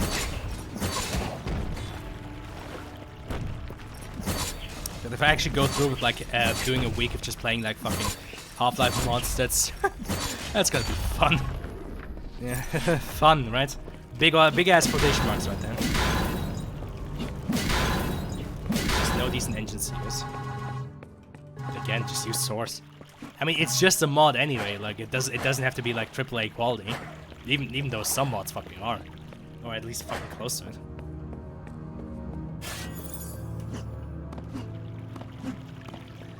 Also, Unity is pretty fucking powerful. You just have to know how to use it, which sadly most people don't. In the Arcane Expanse, he finally realized the corruption coming out of the void. However, it was too late.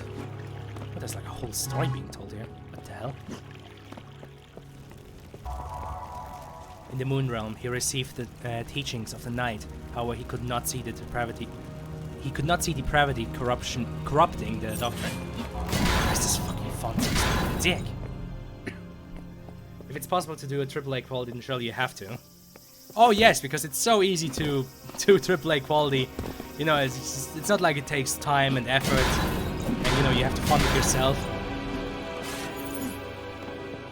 I mean, you know, if you want to fund the whole project, be my guest. I ain't gonna do it. That shit takes time, money, and effort. And yeah, I might have a lot of time. I don't have a lot of money though, and effort scares me.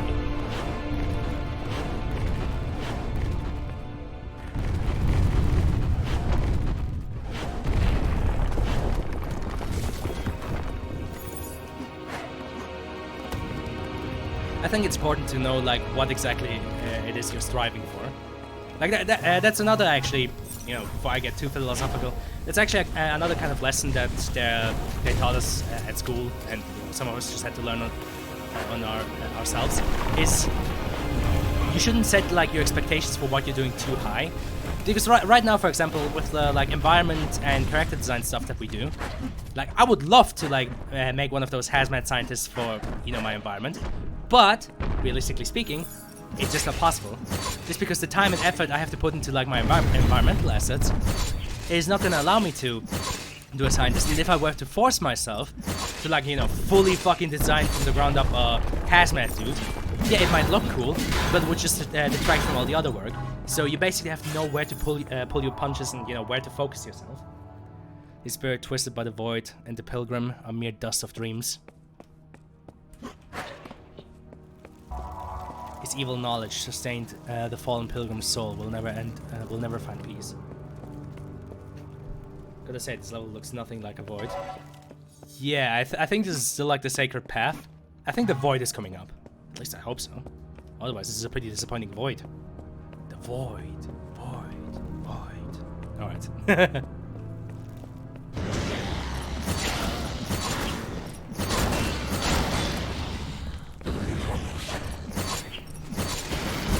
Ah, the face is evil. I still love the soul mode, but honestly I haven't found... God damn it! Stop that! Fucking annoying ass faces. Ugh. Reminds me of those enemies in the first Dark Souls and fucking... what was it? Lost Izalith. Those fucking floating statues that don't make a fucking sound when they approach you. Until you suddenly get attacked by the flamethrower. Don't try and fucking juke me.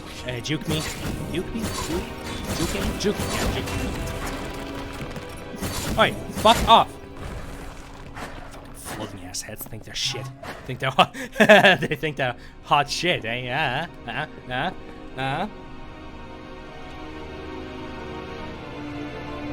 Like, it's notably not in the void.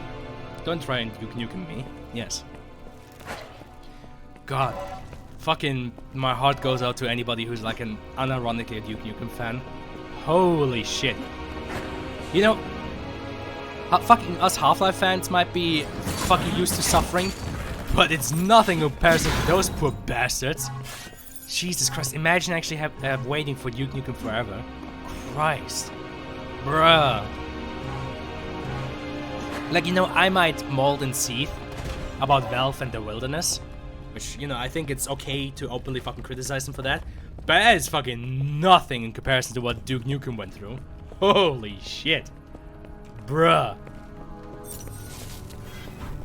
That is actually embarrassing. What is down there? I guess health? Yeah, that's it. Nothing else. Okay, fine. Bruh, what? That's kind of cursed. Why not just have it come straight down? Oh, because it would... whatever. Level design is hard. Also, I noticed the same thing with this game as I did with what was it called? BPM, bullets per minute. Is when I turn around corners, I see some slight culling going on. Like you ever so slightly see like little white spaces where it's like pointing out into the void. Hold on, hold your horses. Are we getting actual music? Because so far the music's been actually kind of mellow, to be honest. Not really befitting the hardcore action. I mean, again, one just has to think back to like fucking Dusk, you know? It runs on Unreal. Does it? I don't actually know what engine this game runs on. Those who follow the Pilgrim's steps are doomed to face this reality. God, this fucking font sucks dick! God, it sucks so much fucking ass. Holy shit.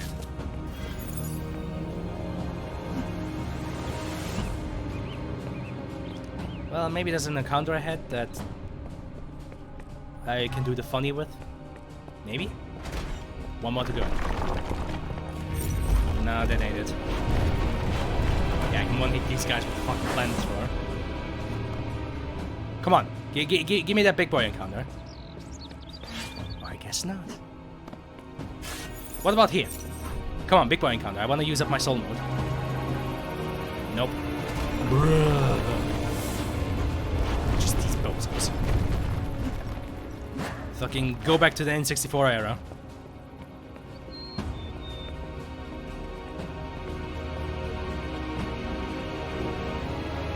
Wait, do I have to like... Nope. Wait, what the... Unreal 4.27. Lol. Oof. It might also be the ray tracing. I forgot, it's the elevator. Maybe it's the ray tracing that's kind of messing with it. I'm not sure how much it shows up on stream, but I've been noticing it for the last couple of streams now. Is that, you know, when I run around the corner, you can kind of see like just the culling.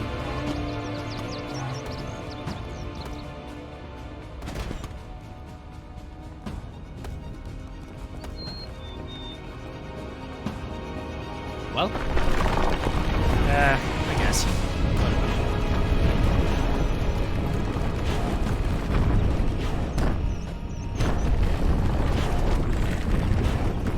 Did that guy just say wee?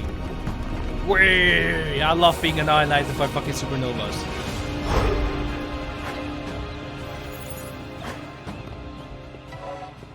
Alright. Dark George. I don't know, I haven't been paying attention.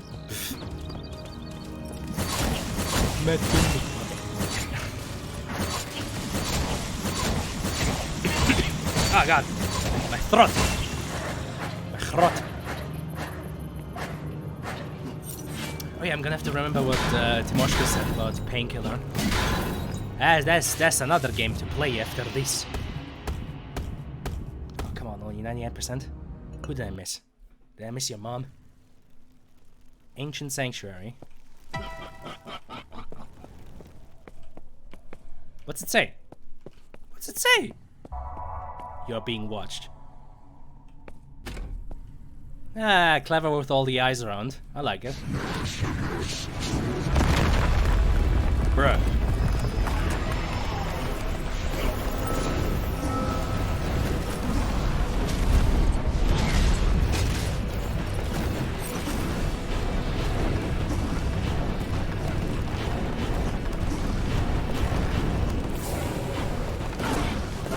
Ouch! Ah! Ah! Ooh! Oof! Ah! Ouch!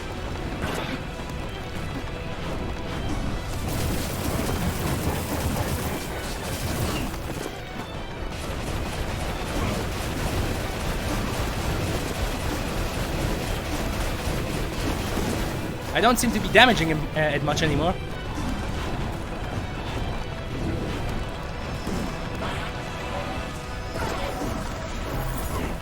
God damn it! Stop throwing me around like that! Stop it! Stop it!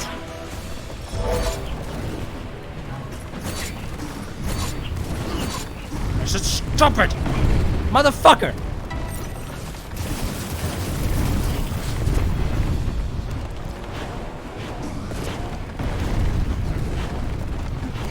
Son of a bitch! You suck balls, you know that? Quit it!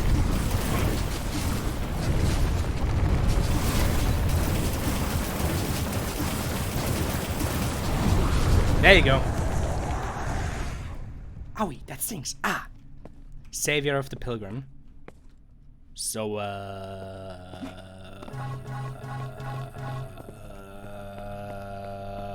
that it? Can't be, right? This was just a sacred path. There has to be the void coming up, too. Right? Well, that could have been useful. Ah! Ouch! Ah! Ooh! Ah! Owie! Ah! Fuck! Ouchie! Ow! Like, I'm not sure what I had the voice actor do there. Ah! Ouchie! Ah! Ooh! Oof! Ah! Oof! My bones! Ouch! Am I full on ammo? Not quite. Problem is, I have to fucking platform to get ammo. Hate that. Well, at least he's not throwing rocks at me anymore. Yep, this one's full, this one's full. This one's, well, at least not empty. Yeah, fine. So, is that it? Can't be, right? There has to be, like, something else coming up.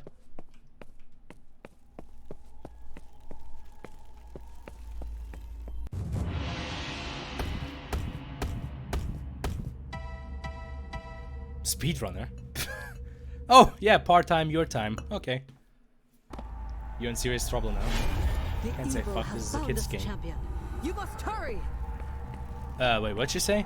I didn't hear.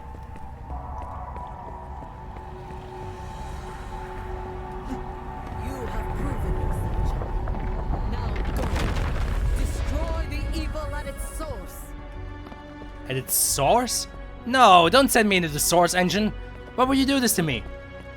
Fine.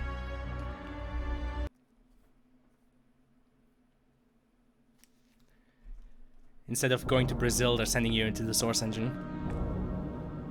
You know what? I was only joking, but this does actually look like Zen. What the fuck?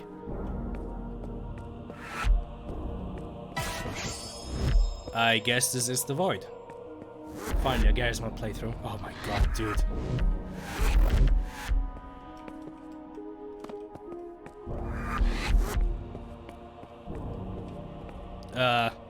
Okay.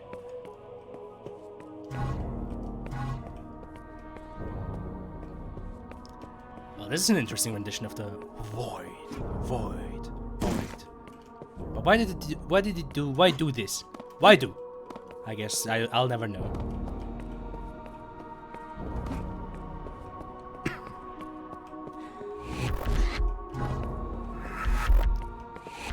I see, so this is what the source engine looks like at its core. Finally, truth.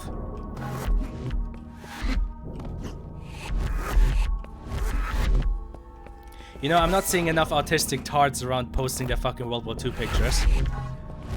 With like Hans from Battlefield 5 standing in an open field. Oh boy. Ah, grabby hands!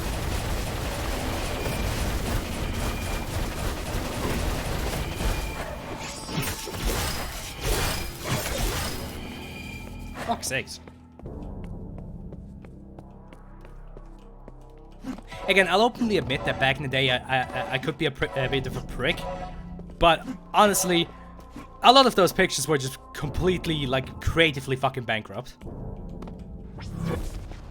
Ooh, interesting teleport effect. Like, genuine, you know? Like, my pictures might not have always been the best. But by God, at least I tried to do something new with each one. Or at least something somewhat original. You know, as original as you can fucking be in Source.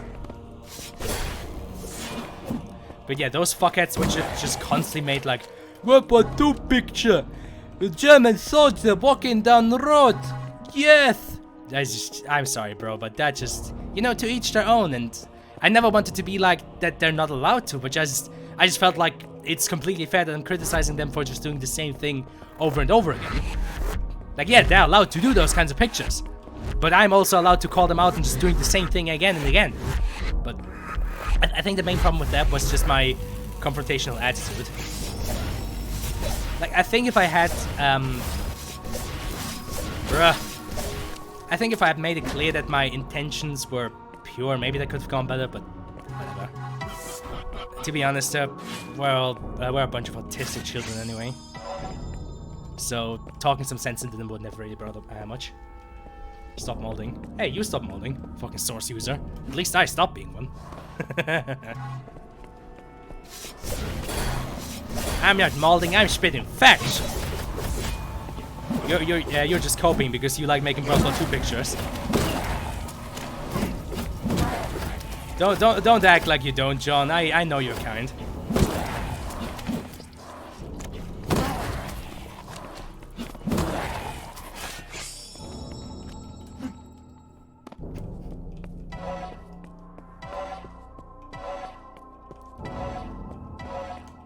Well, this definitely is a void. Jesus. Void. I've never made a World War II picture in my life. The way you say that, you definitely have. Don't fucking try and cope about it.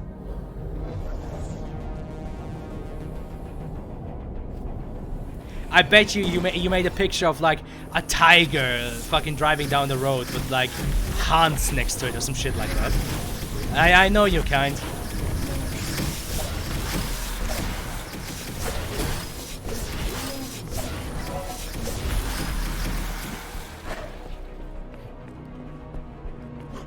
But yeah, it's like, God, I mean, it was an attitude problem. Again, I'll openly admit I was being a prick at times. I legitimately have not done that.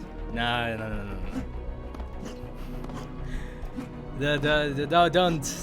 Don't try and don't. I don't know what I'm getting at. I'm just going to continue saying you did. But yeah, it was definitely an attitude problem. I mean, again, I was definitely being a prick at times. But on the other hand, like, people were acting like the community was just a giant fucking hotbox. Like, oh no, don't you dare, you know, criticize somebody else's picture. Even though, you know, yeah, again, if somebody was being a dick about it, you know, if somebody was just being like, hey, this picture sucks balls. Hey, you're so bad, bro, just fucking get good. Yeah, if somebody was being like that, then I'd say, yeah, that's not feedback, that's not critique, that's just you being an asshole. But there were legitimately a lot of people who weren't doing that, who were legit just trying to give feedback. They were getting shit for it. And I'm like, that's just not okay.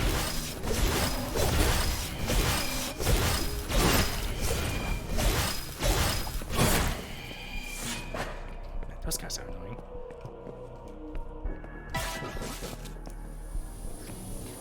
But yes, John, it is now established Sightseer lore that you have indeed made World War II pictures back in the day.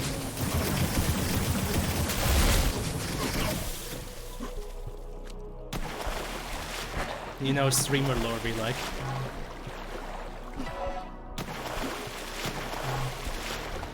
Actually, I'm pretty sure that's probably another thing that probably elevates someone like Jerma from like your typical streamer, because he has like all the funny lore to go alongside everything else he does. You know, like Glue Man, the fucking BS, the rats. What other characters did he introduce over the years? Like Jerma introduced so many fucking characters, dude. The fucking first Jerma Rumble. I remember watching that and I remember just fucking laughing my ass off. So I've gotten as a Black Mesa tank giver and a trailer or some shit. But yeah, the Jerma Rumble, bro. You know what? I need to rewatch those videos again, because those were fucking funny, man. Like that was peak fucking comedy. Right. Cease your existence. Fucking Dark Souls magicians. Yeah, let me just spam. Hey! Let me just spam the same fucking attack over and over again. Good gameplay. Fuck you.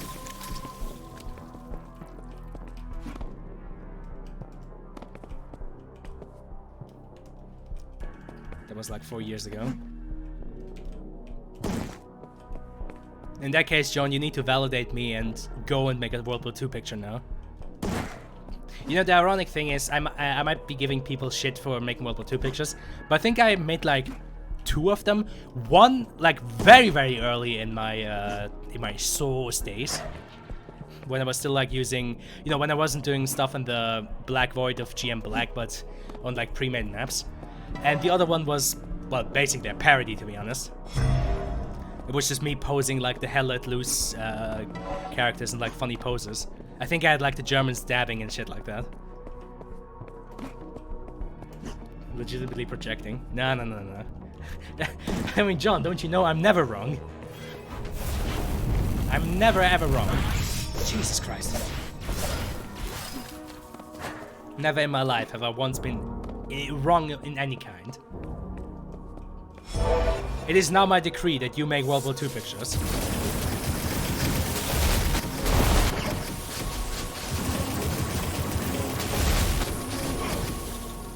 You know, fittingly for a Void, there's not a lot of fucking resources for me to find. Oh, it tracks you perfectly. That is bullshit.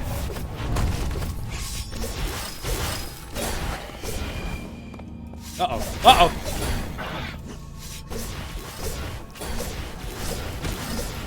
There you go. Fucking put that one across. But yes, I too have made World War II pictures. And I will forever live in shame of that.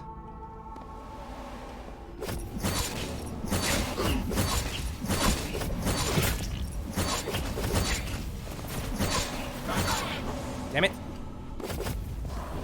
Yeah, try and follow me now, assholes. Ah, shit, they can't.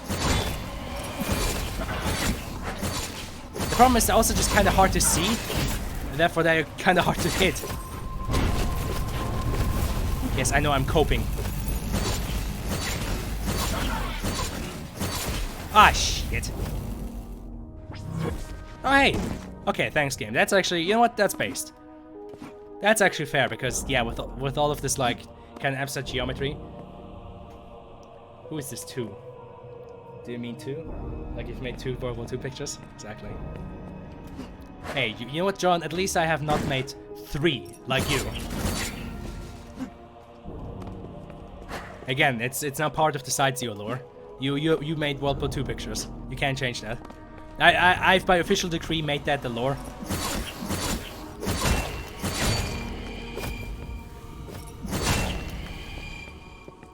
And you know, if it's part of the Sightseer lore, it's gotta be true, right? No way in hell it wouldn't be.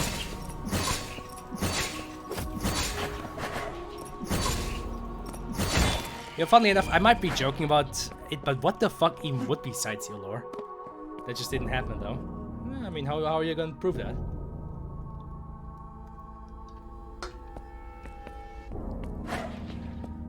But genuinely, what the fuck would be Sightseer lore? I guess you, John, you know, bullying me and being a source tart. And, you know, so, oh yeah, of course, source being bad automatically without any exceptions. Anything related to source is of course automatically bad and invalid, and there's no appreciation for all the cool shit that people have done with it. Nope, no way, not happening. What else is fucking Sightseer lore? Good fucking question, actually.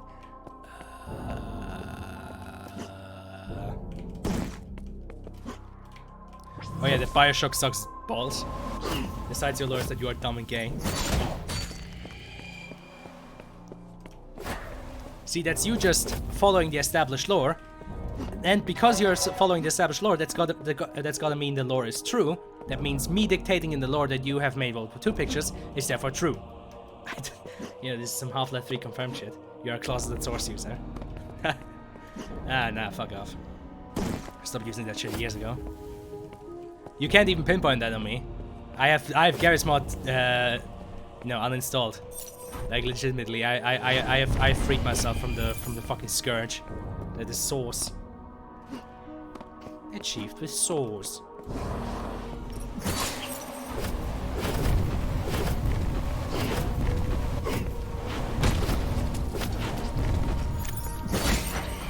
Fuck's sakes.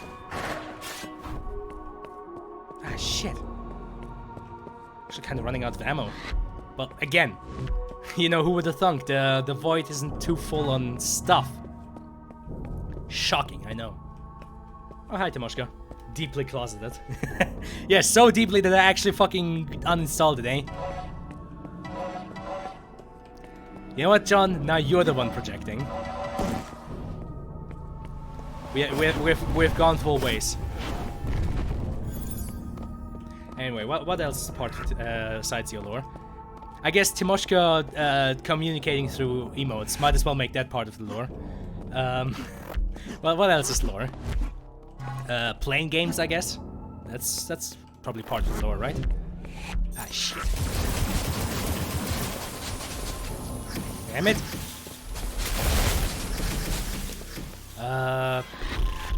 What else is lore? Good evening. I'm just tired a little bit. It's all good. What else could be part of the funny Sightseer lore? Oh yeah, the list, of course. Obviously, couldn't have the Sightseer lore without the list. You'd probably be the type to pass anti-source laws, then compile MDLs with other big man behind closed doors. Oh boy. John, projecting much?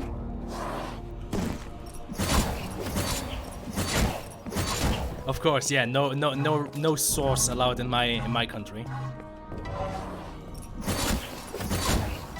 Anybody who even thinks about installing Garry's Mod is immediately fucking yeeted.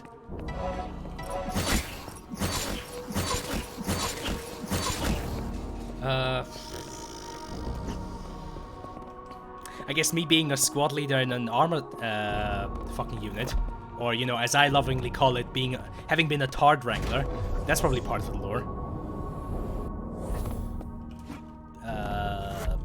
Uh-oh. Oh yeah, the Boomer Juice. That's another part of the lore. Okay, really good on them though for not punishing you on failing the platforming. They must have known that, you know, this platforming could be kind of AIDS with all these like you know, slanted slopes and shit like that, and all you know, all the weird geometry. So you know what, good on them on realizing that and making it so you just get teleported back. Leap of faith. It's not gay if it's with Source 2. Now who's coping? Now who's fucking projecting?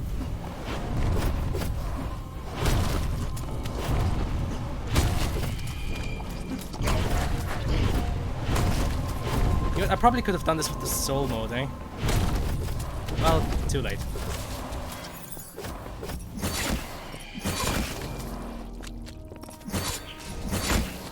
But yes, this isn't lore, this is bits. What would you define then as lore, John? Actually, no, you're exactly the wrong person to ask. the only piece of lore that you continue to define is you bullying me.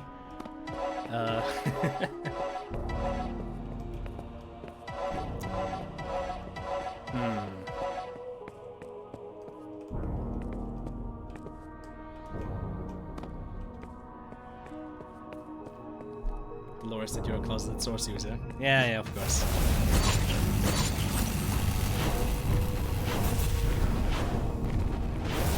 No, I have indeed moved on to greener pastures, or perhaps grey pastures, because, you know, Maya's fucking user interface is exceedingly grey. Which, I guess it goes easy on the eyes. Thought we had gone over this. Yeah, but you're just projecting. The big men are talking now, John, okay?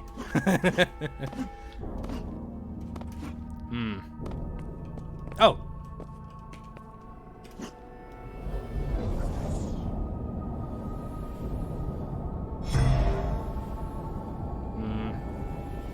You've moved from frying pan to fire. Oh, yeah. Nah, you're just coping. You're just jealous that I'm using something that isn't Source. I'm thinking though. What else would be part of the funny lore?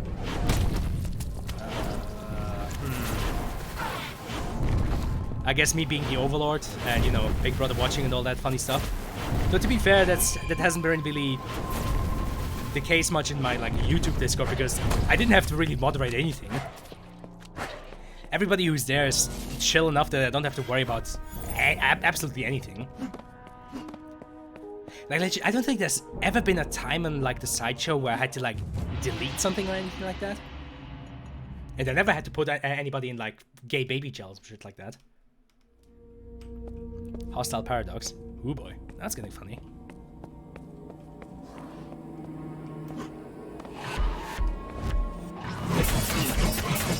What the fuck? Whoa! Hey! Jesus Christ. Okay. What the fuck was that? Just fucking blinding light coming towards me. Next thing I know, I'm being shredded. Christ. I can change that.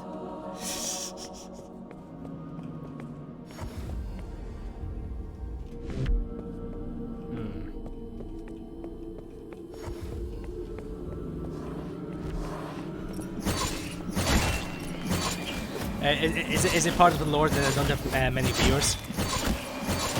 Yeah, I guess it's just the reality of it, to be honest. It's just the reality of being Sidesio. Oh yeah, that's another part of the lore. The fact that my name, for as dumb as it can sound, is incredibly searchable on like Google and shit. Like, you know, say what you will about the name Sidesio, but you type that shit into Google, you're gonna find exactly one thing, or one person rather. What? Where'd you go?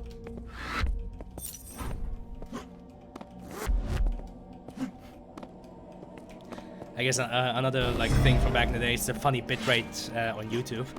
I remember fucking YouTube compressing the shit out of Resi 2, the Resi 2 remake when I was streaming that. Oh, that was actually fucking giving me depression. Yeah, Lord, that you have one active viewer who hates you. Wonderful. Yes, John Co SFM, my biggest fan, my #1 fan in the world. Ah, son of a bitch.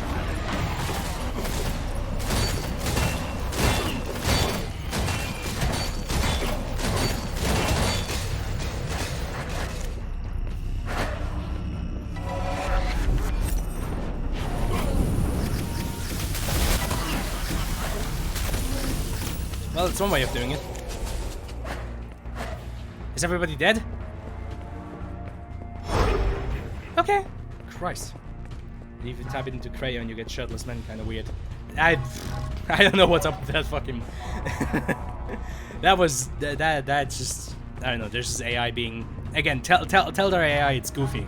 Like it's got to improve its search algorithm.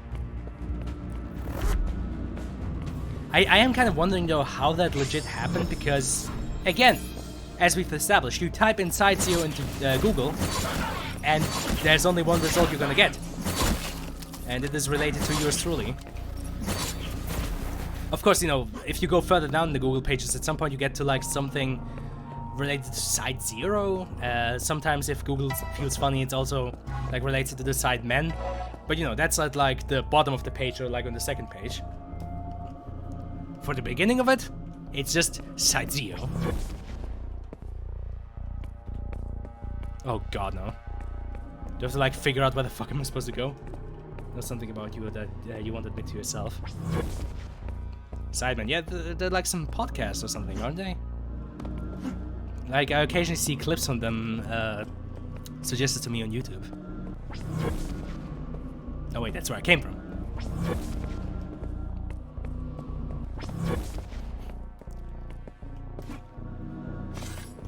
I need the silver key. Well, that's some top tier cringe.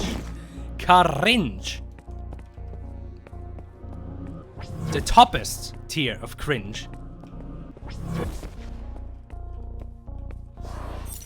Uh-oh. Ah, Christ.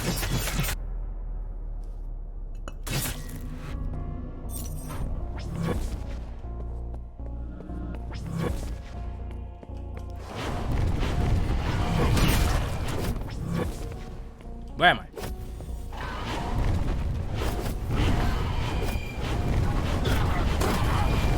Bruh.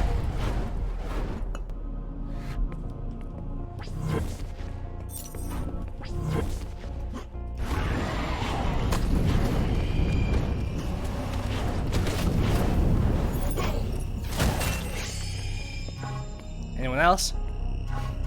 Christ, okay. All good. What was I earlier? What? Green, green, yellow, yellow. Green, green, yellow, yellow. Okay. I suspect I'm gonna have to remember that for like some sort of teleporter puzzle or something like that. Well, at least they're keeping it simple.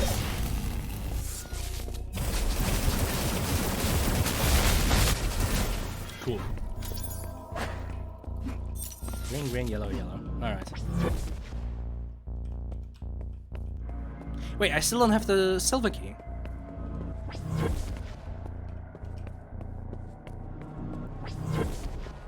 Oh, this is new.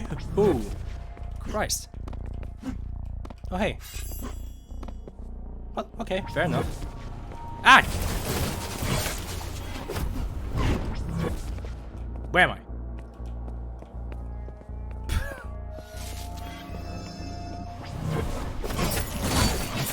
Fuck off! Christ!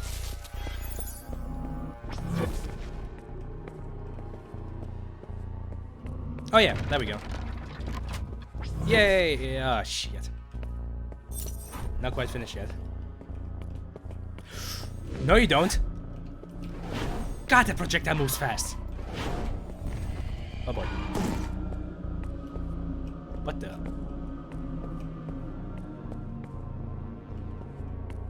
Oh!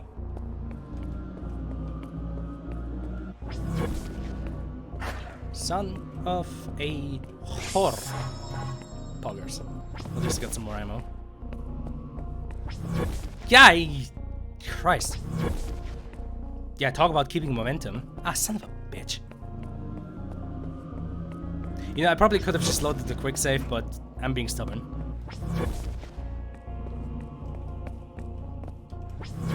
There you go.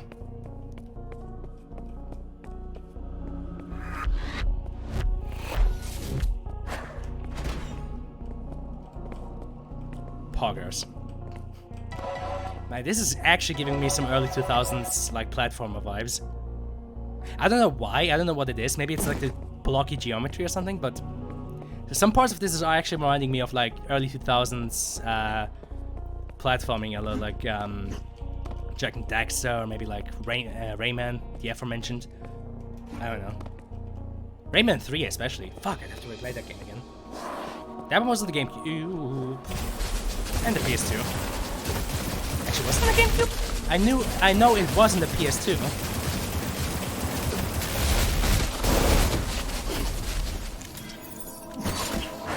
Stop it. Stop existing.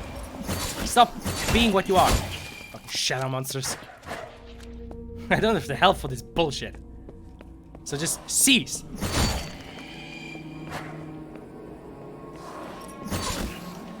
You know, I really do hope there'll be a health pickup or two before I face the final boss.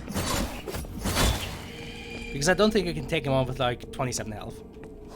I think that might be beyond my capabilities.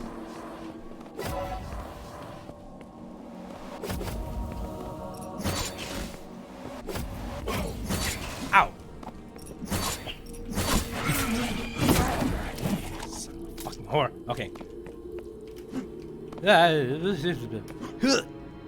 Got it! Oh, Christ! The fucking platforming in this game, man. Oh yeah, fucking obligatory MC Escher joke, right? What the hell? What does MC even stand for?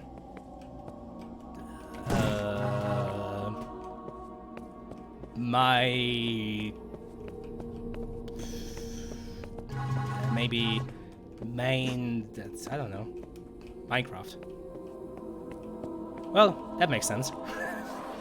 Minecraft Escher. Fucking. Just... There you go. Christ.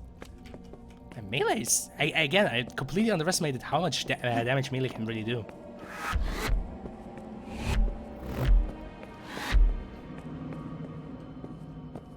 Bruh.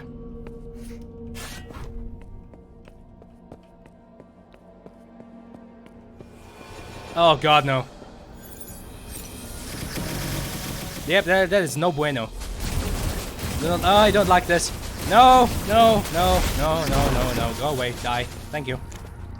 I hate these guys. No, no, quit it. Cease. Why can't I hit that guy? What the fuck? What? Christ! 1 health. 1 fucking health. Come on! Are you... Oh, thank fuck. Bruh. Mr. Minecraft Man. I genuinely feel like I'm running out of jokes at this point. Game, please, just finish.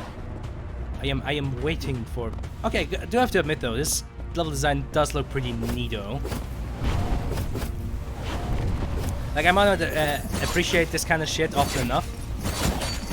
Well, this is pretty cool. You know, the fact that I'm battling my way through... Yeah, basically an MC Escher painting. It's an easy joke to make, but this is that's basically what's happening. Also, the only thing that's missing right now is some fucking gravity shenanigans. Then we'd be complete. That's where I came from. And that is ammo I'd like to have. Thank you. Thank you so much, kind stranger. Okay. Can't be much longer, right? This gauntlet has to come to an end.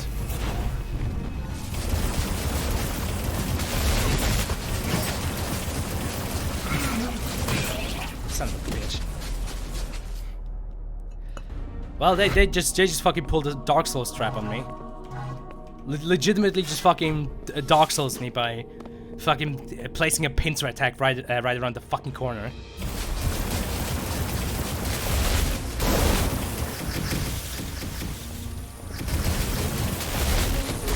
Well, you know what, Mr. Game Designer? Fuck you. Yeah, at least this time I didn't take that much damage. Nope. Thank you.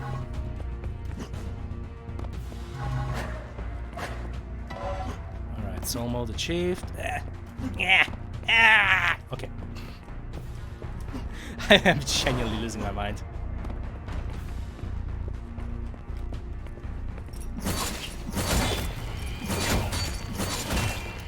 Nice.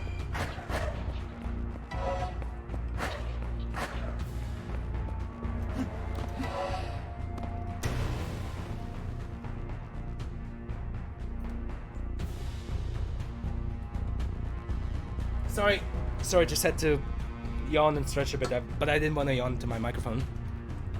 Oh god, it's better now. It's better now, though.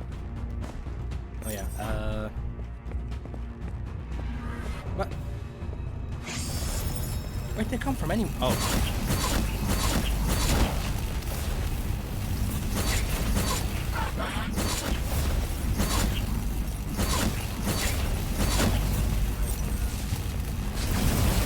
Oh god, there's 2 of them.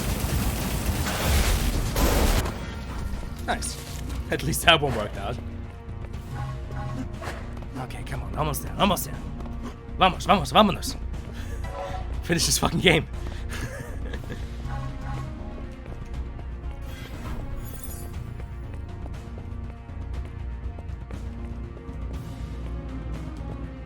can I just say though that it is kind of visually becoming sort of kind of busy a bit? I don't know. I mean, I do understand, you know, making the void and the final world of the game look visually, you know, unique and interesting, but it is at times very busy. Ah, shit.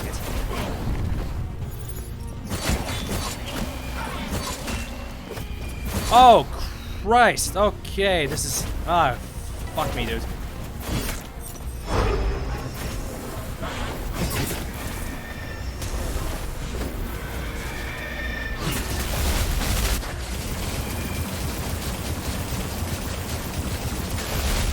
Fucking shadow monsters. Christ. Alright, all good. Anyway, what was I going about? Oh yeah, it's just, it actually... Sometimes I do feel like with this endgame area, my eyes are sort of just glazing over. Just because, you know, every fucking wall, every piece of floor has like some kind of, you know, some kind of,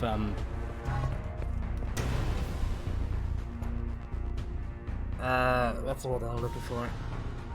No, that's a German English word. I'm looking for the English version of that.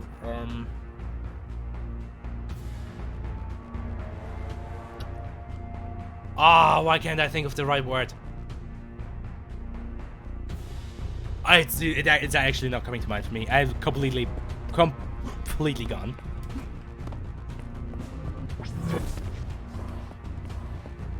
Oh, wonderful.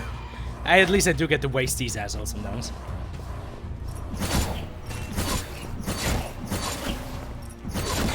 There you go.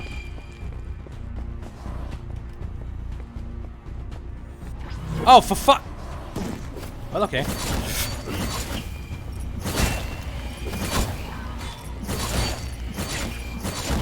You know, very good thing that falling down doesn't kill you. Because, yeah, with those enemies around, they can, like, teleport you around, or teleport themselves around. I still can't tell. But yeah, very fair of the game. Again, I just appreciate it very much. It's like, if that would had like led to me just, you know, fucking falling off. Yeah, you fell off. That would have been very infuriating. Oh, God. Can you please? Fuck. Oh. See, that's what I mean. You fell off! There you go. Thank you. No. If only there was some health. That would be nice. I guess not. He said expectantly. Ooh. Oh, come on. No thinking with portals? Yeah, I thought we were actually doing something fun.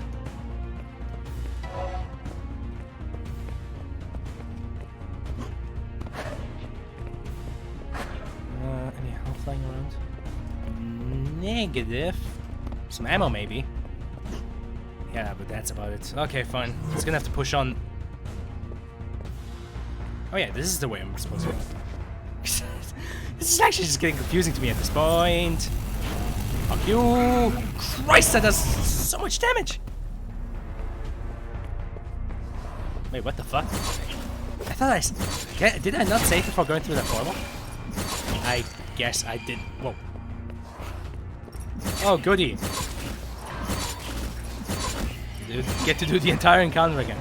My favorite. For Christ's sakes, I'm pretty sure did I not save? Oh god. Oh god. Oh no. Please. Some help, please. Would be very appreciated. Anything. I guess not. True champions don't need any health, eh? Health was cringe. Christ.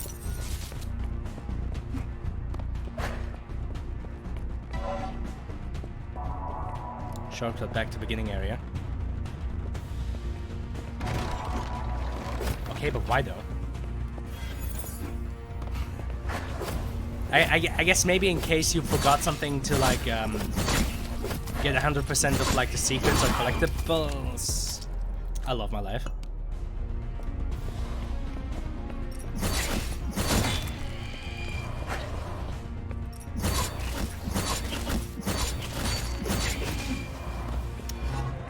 I feel like the game is starting to sort of overstay its welcome. Whoa! Okay, I should have been using these things against those fucking faces. Or balls, whatever. Christ. Anyway, it does feel like the game is slowly starting to overstay its welcome. Like, it is, you know, it's kind of just like, okay, we've seen this. Can we get to the end now?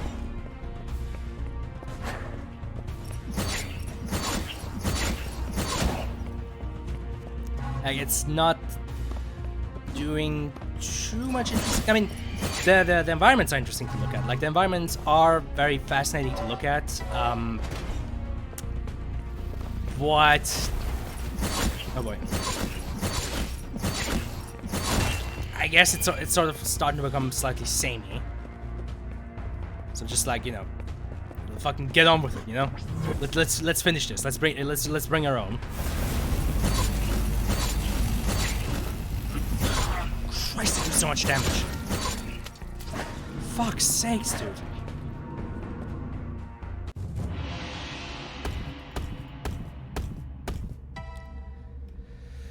Okay, almost there. Come on, bring her home. The Enigma Gate.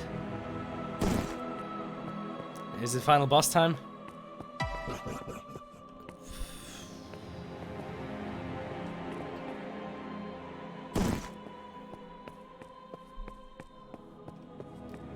I mean, don't get me wrong, this is really fucking cool to look at. It's just like, ah, God, I don't know.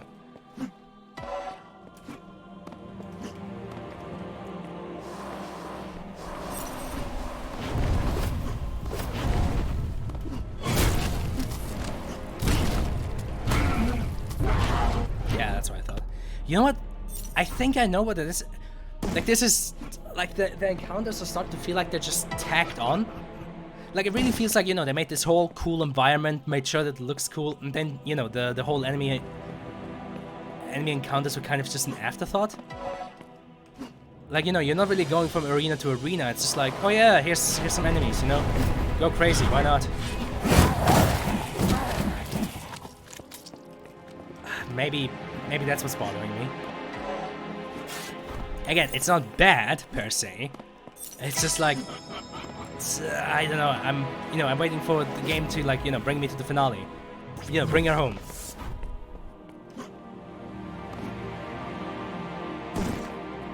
Like, how much more of this void do I have to go through?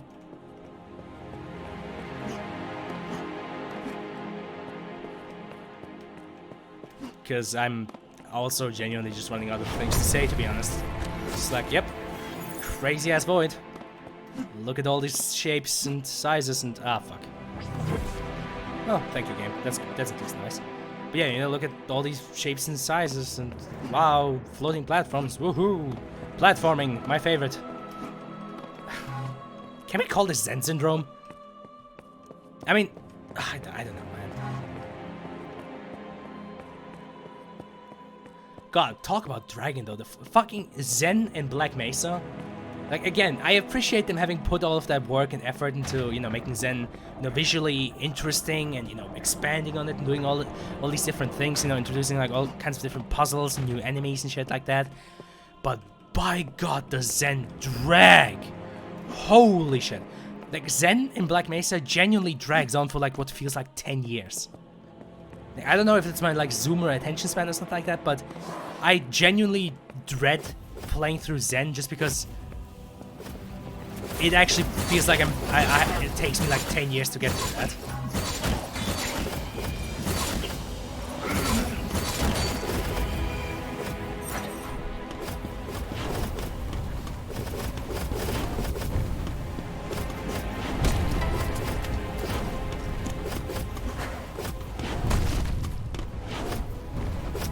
But yeah.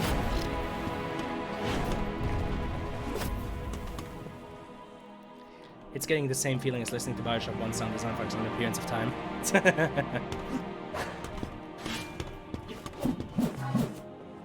Yeah, I don't know. It is kind of getting just samey and again, I'm just waiting for the game to bring in a big finale. You know, just let it rip. You know, bring in that huge, you know, the big one.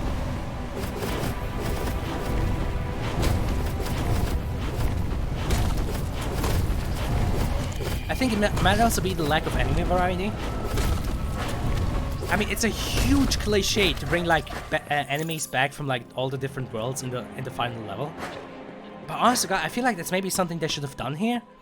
Just bring like back all the different enemy variations that you have been fighting throughout the worlds. Alongside, of course, these shadow enemies. Like, you know, have these new enemies, but also have like the old ones come back as like, you know, this big culmination of your of like, you know, your journey here.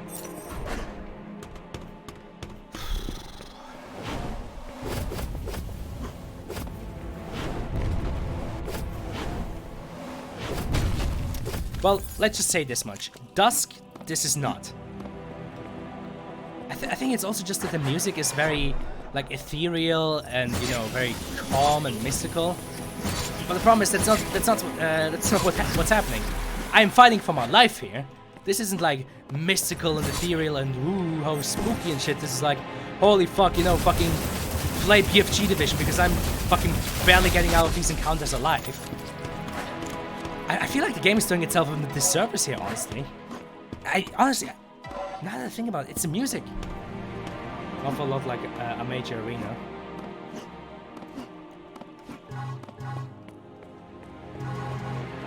You know what? I feel like they should have pulled out the fucking heavy metal here. Just like pull out the guitar riffs, pull out the fucking electronic and synths and shit, and just fucking go wild. Like, say what you will about Doom 2016, Doom Eternal, but they know, let the music rip and just...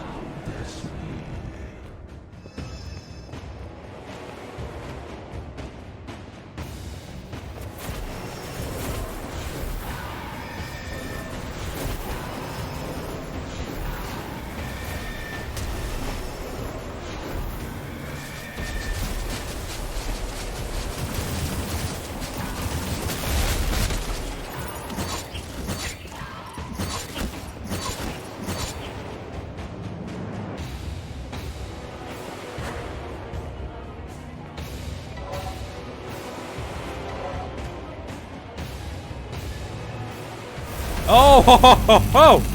Okay, all right.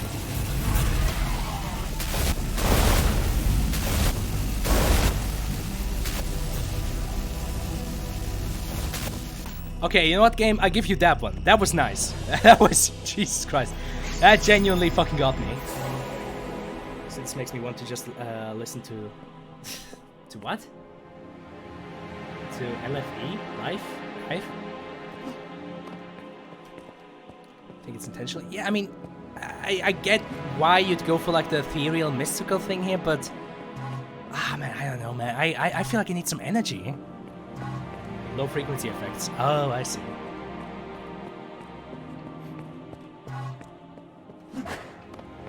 Yeah, I don't know. Like, to me, music is a major fucking part of, like, the action in the game. So, like, let it rip, you know? Just fucking let loose. I genuinely feel like the game is doing itself a disservice. Look at this shit. Like, the environment itself of the void is pretty fucking cool to look at, you know? It's like genuinely some abstract art come to life. This is cool. It's just like, nothing's really happening. Like, the game's not really giving me anything to work with.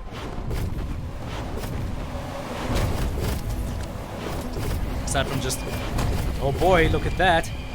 A group of enemies is coming your way.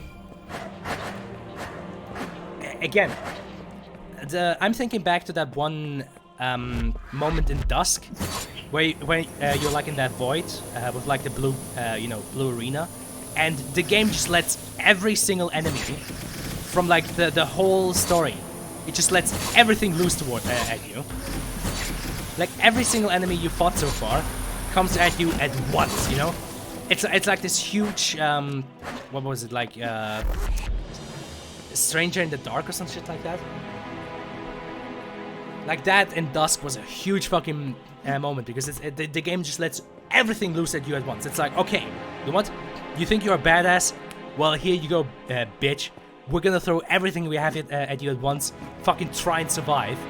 And like the game doesn't pull its punches there. And surviving that makes you just feel like such a fucking Giga Chad. And I feel like that big encounter earlier could have maybe been something earlier, something similar to that.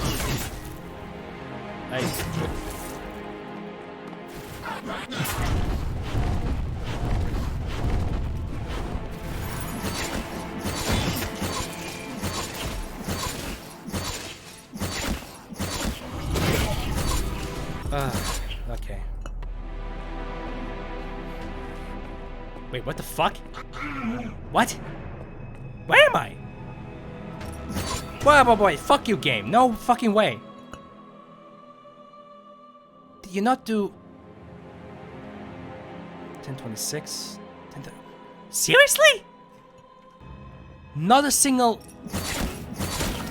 autosave of the... What the fuck? Wait, whether... I'm all the way back... Really?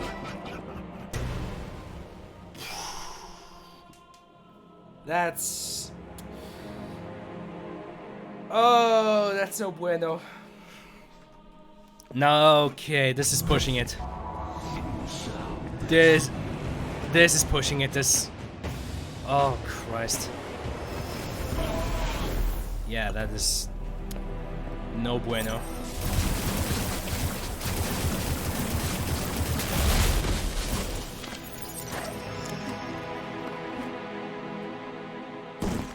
Oh, it's just pushing my patience now.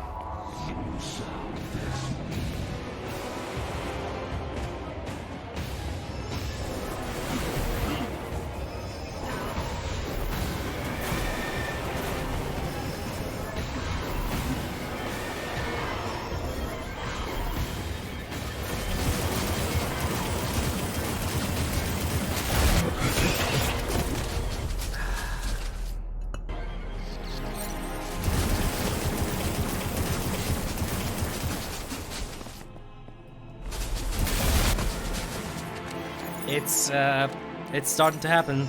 I'm not really having fun.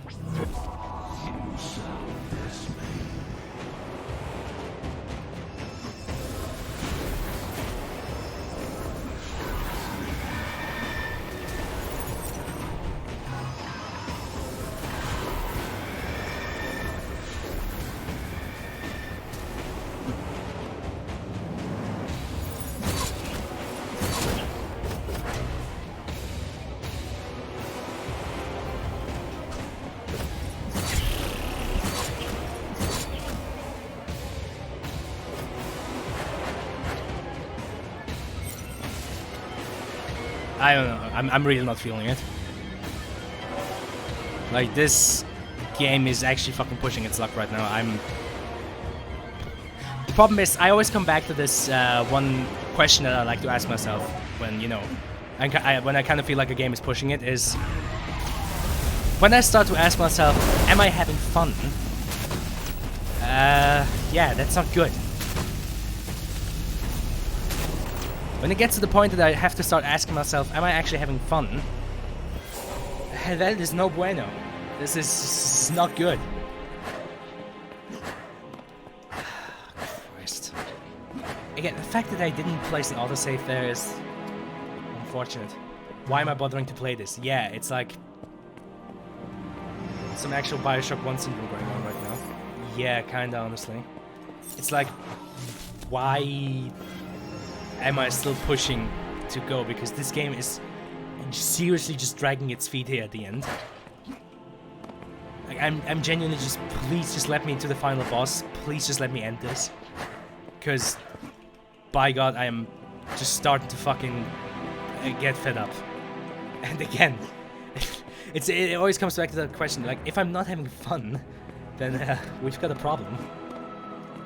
Because if I'm not having fun, then why am I bothering? Okay.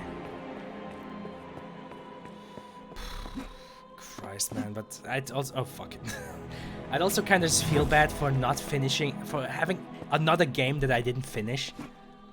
I kind of at least want to give the game that much. I at least go through with it to the end, even if it's just starting to feel like really fucking unsatisfying.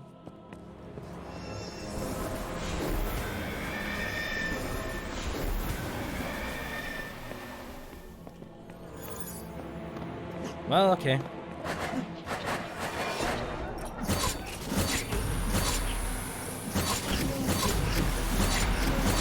Again, it's the enemies too.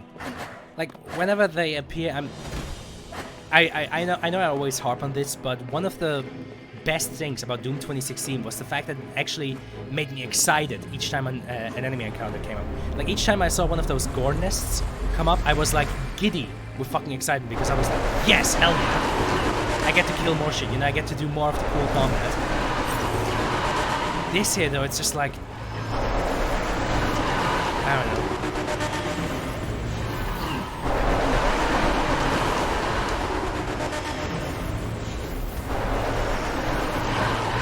Now we just have a recycled boss enemy.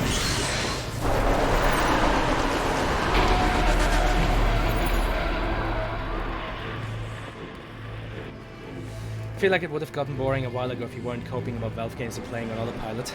Maybe. That... possibly, honestly, at this point. Like, I have been legitimately going on autopilot for, like, most of the last string, to be honest. So... yeah, I don't know.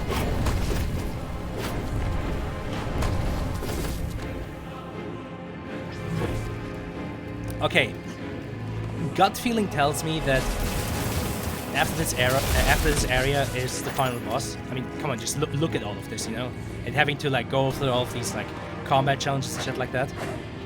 So if the final boss doesn't come after this, I think I might just have to call it.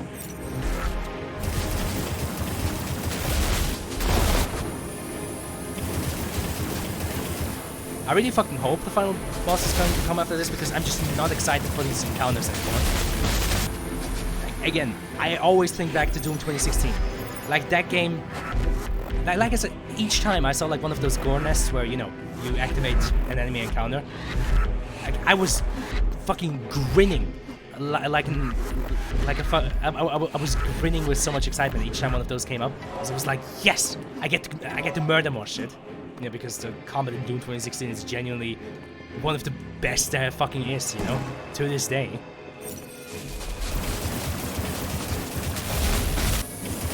So if this game isn't able to do that, then, yeah, it's a bit of an oopsie. Oh, shit.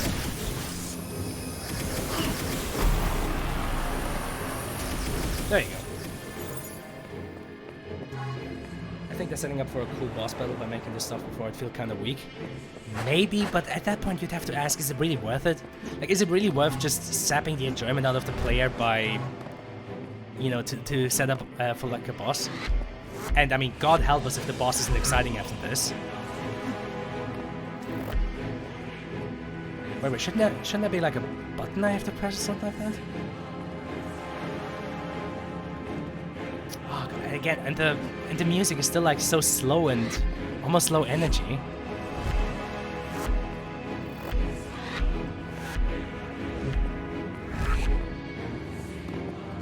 You know, at least they're polite enough to like prop in those things so you don't just run off.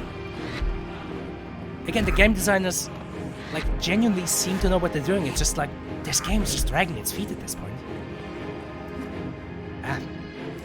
Whatever. I still want to give this game a chance. I still want to finish it at least. Oh yeah, I don't have to. There you go.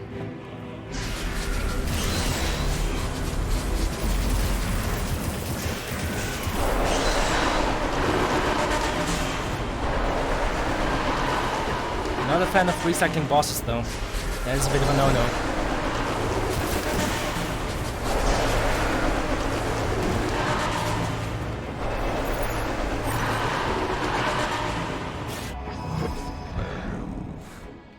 What?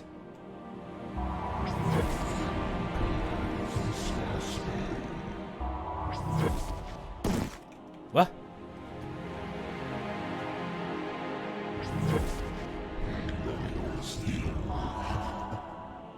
What?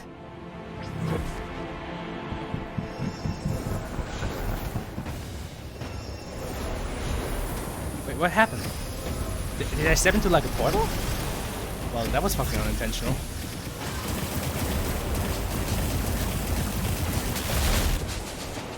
What? What? Just what? Oh yeah, no.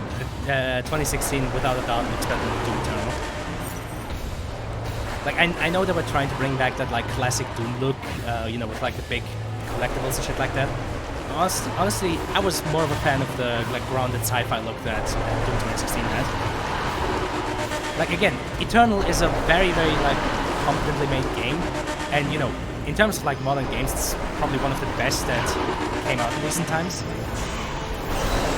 But like when it comes to like the some of its parts, I feel like 2016 is better. Like the individual parts of Eternal are fucking great, and in many parts the individual parts of, you know, Eternal are better than 2016.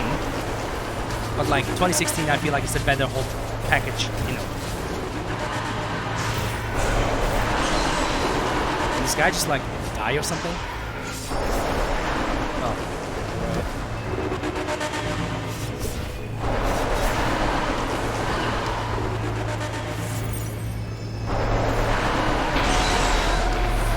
Finally, Jesus Christ. The wobbly Twitch audio compression on the music is really not helping. Yeah, God, okay. Let's just end this. Please, just end this, okay? Just let me to the final boss now. Come on, do it. Just send me in. Just let me finish this fucking game.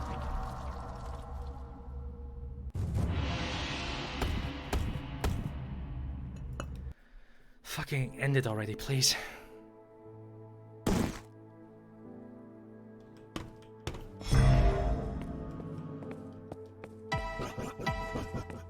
Okay, I think...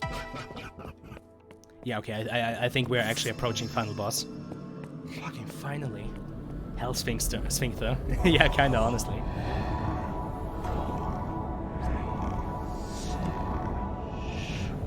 Okay. This is the heart of all evil, champion.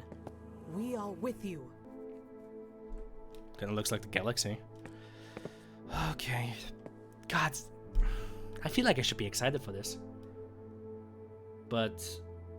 time for a Doom bonk, yeah. I feel like I should be excited for this, but I'm really not. Well, let's finish this.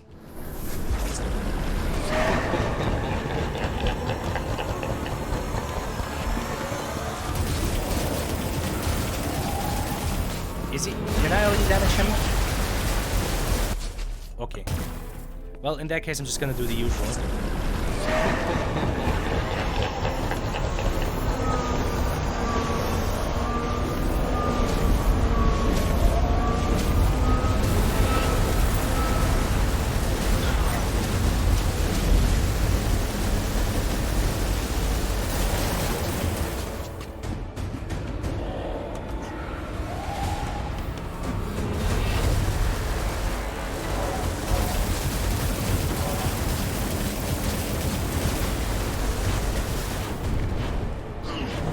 Ouch. Wait, is this like in a Highland situation where I need to destroy like the other stuff? No, he's not healing himself. I think he's just like gathering energy for his attacks. Alright.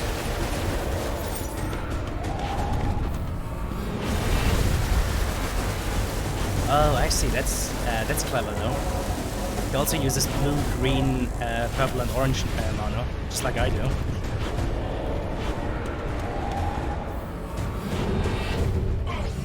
Okay, game, I'll give you that one, that's clever.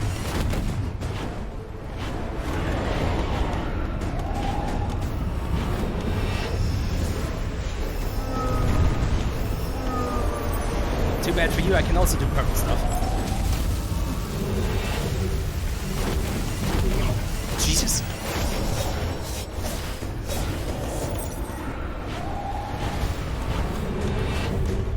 You can kind of direct which attack he does because he follows you. Yeah, now he's gonna do a green attack. I think the blue one is probably the easiest to avoid. Yeah, the green one is kind of cringe.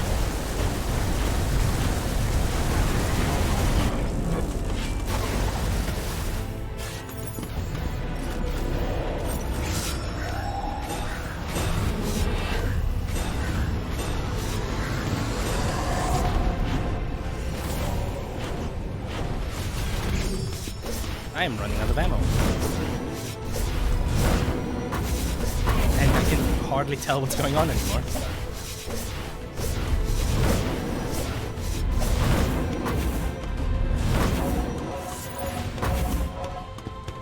Oh, they can give me ammo too! Oh, I didn't know that. Oh, okay, that's pretty clever. I like that.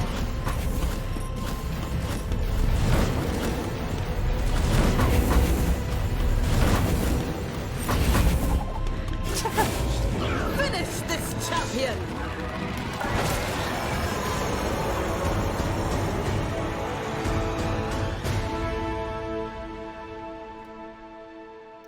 Okay. No! You shall not fall today!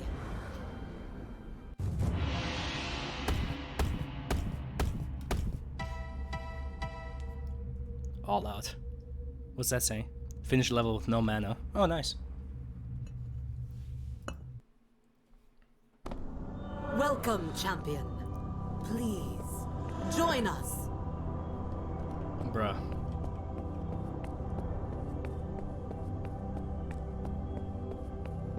We are eternally in your debt. You have proven yourself worthy. Thank you, champion.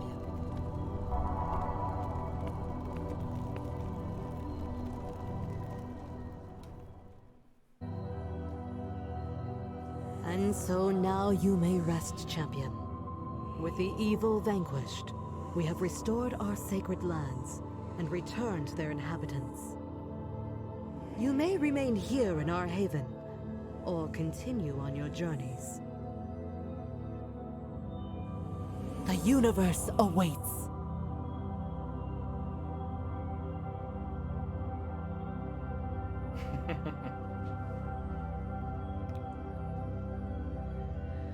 Okay. Hey, you know what? At least I finished it.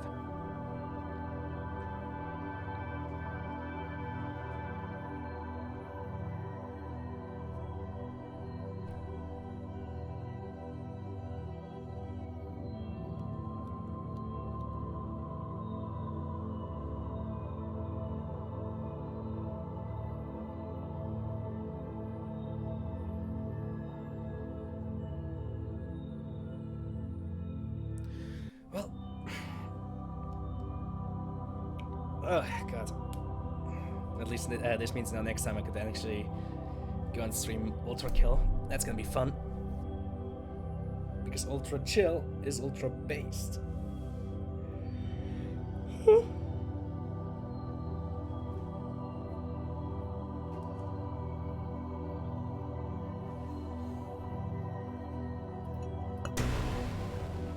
Congratulations, yeah.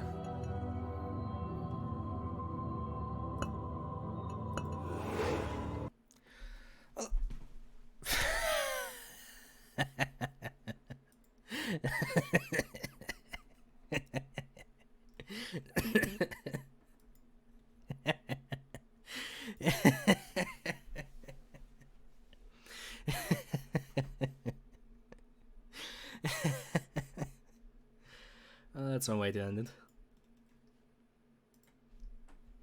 Fatal fucking error.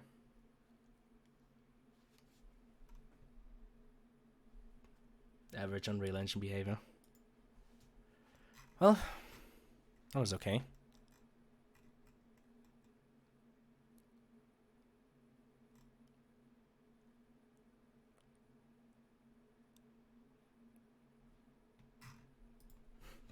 But yeah, I mean, it's a bit of a shame that the game kind of fell off there towards the end, but I finished it. So I know, at least that's nice. Ah, God. Hold on, let me quickly get my list. the list. Pretty sure I have a medieval somewhere here.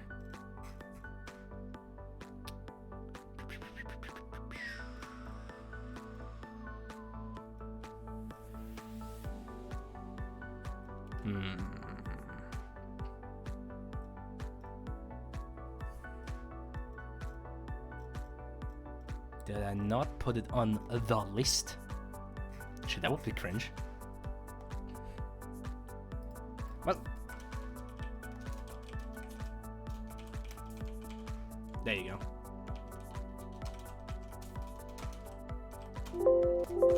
No. Bruh. And mid?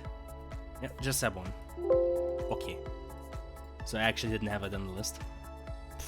Whatever. Yeah. It's kind of it. Again, it's a bit of a shame that the game ended, or rather me finishing the game was kind of more like a, you know, more of a whimper, less a bang. But hey, they can't all be winners. At least this time I finished it, so I'm kind of happy about that. Yeah, next time Ultra Kill.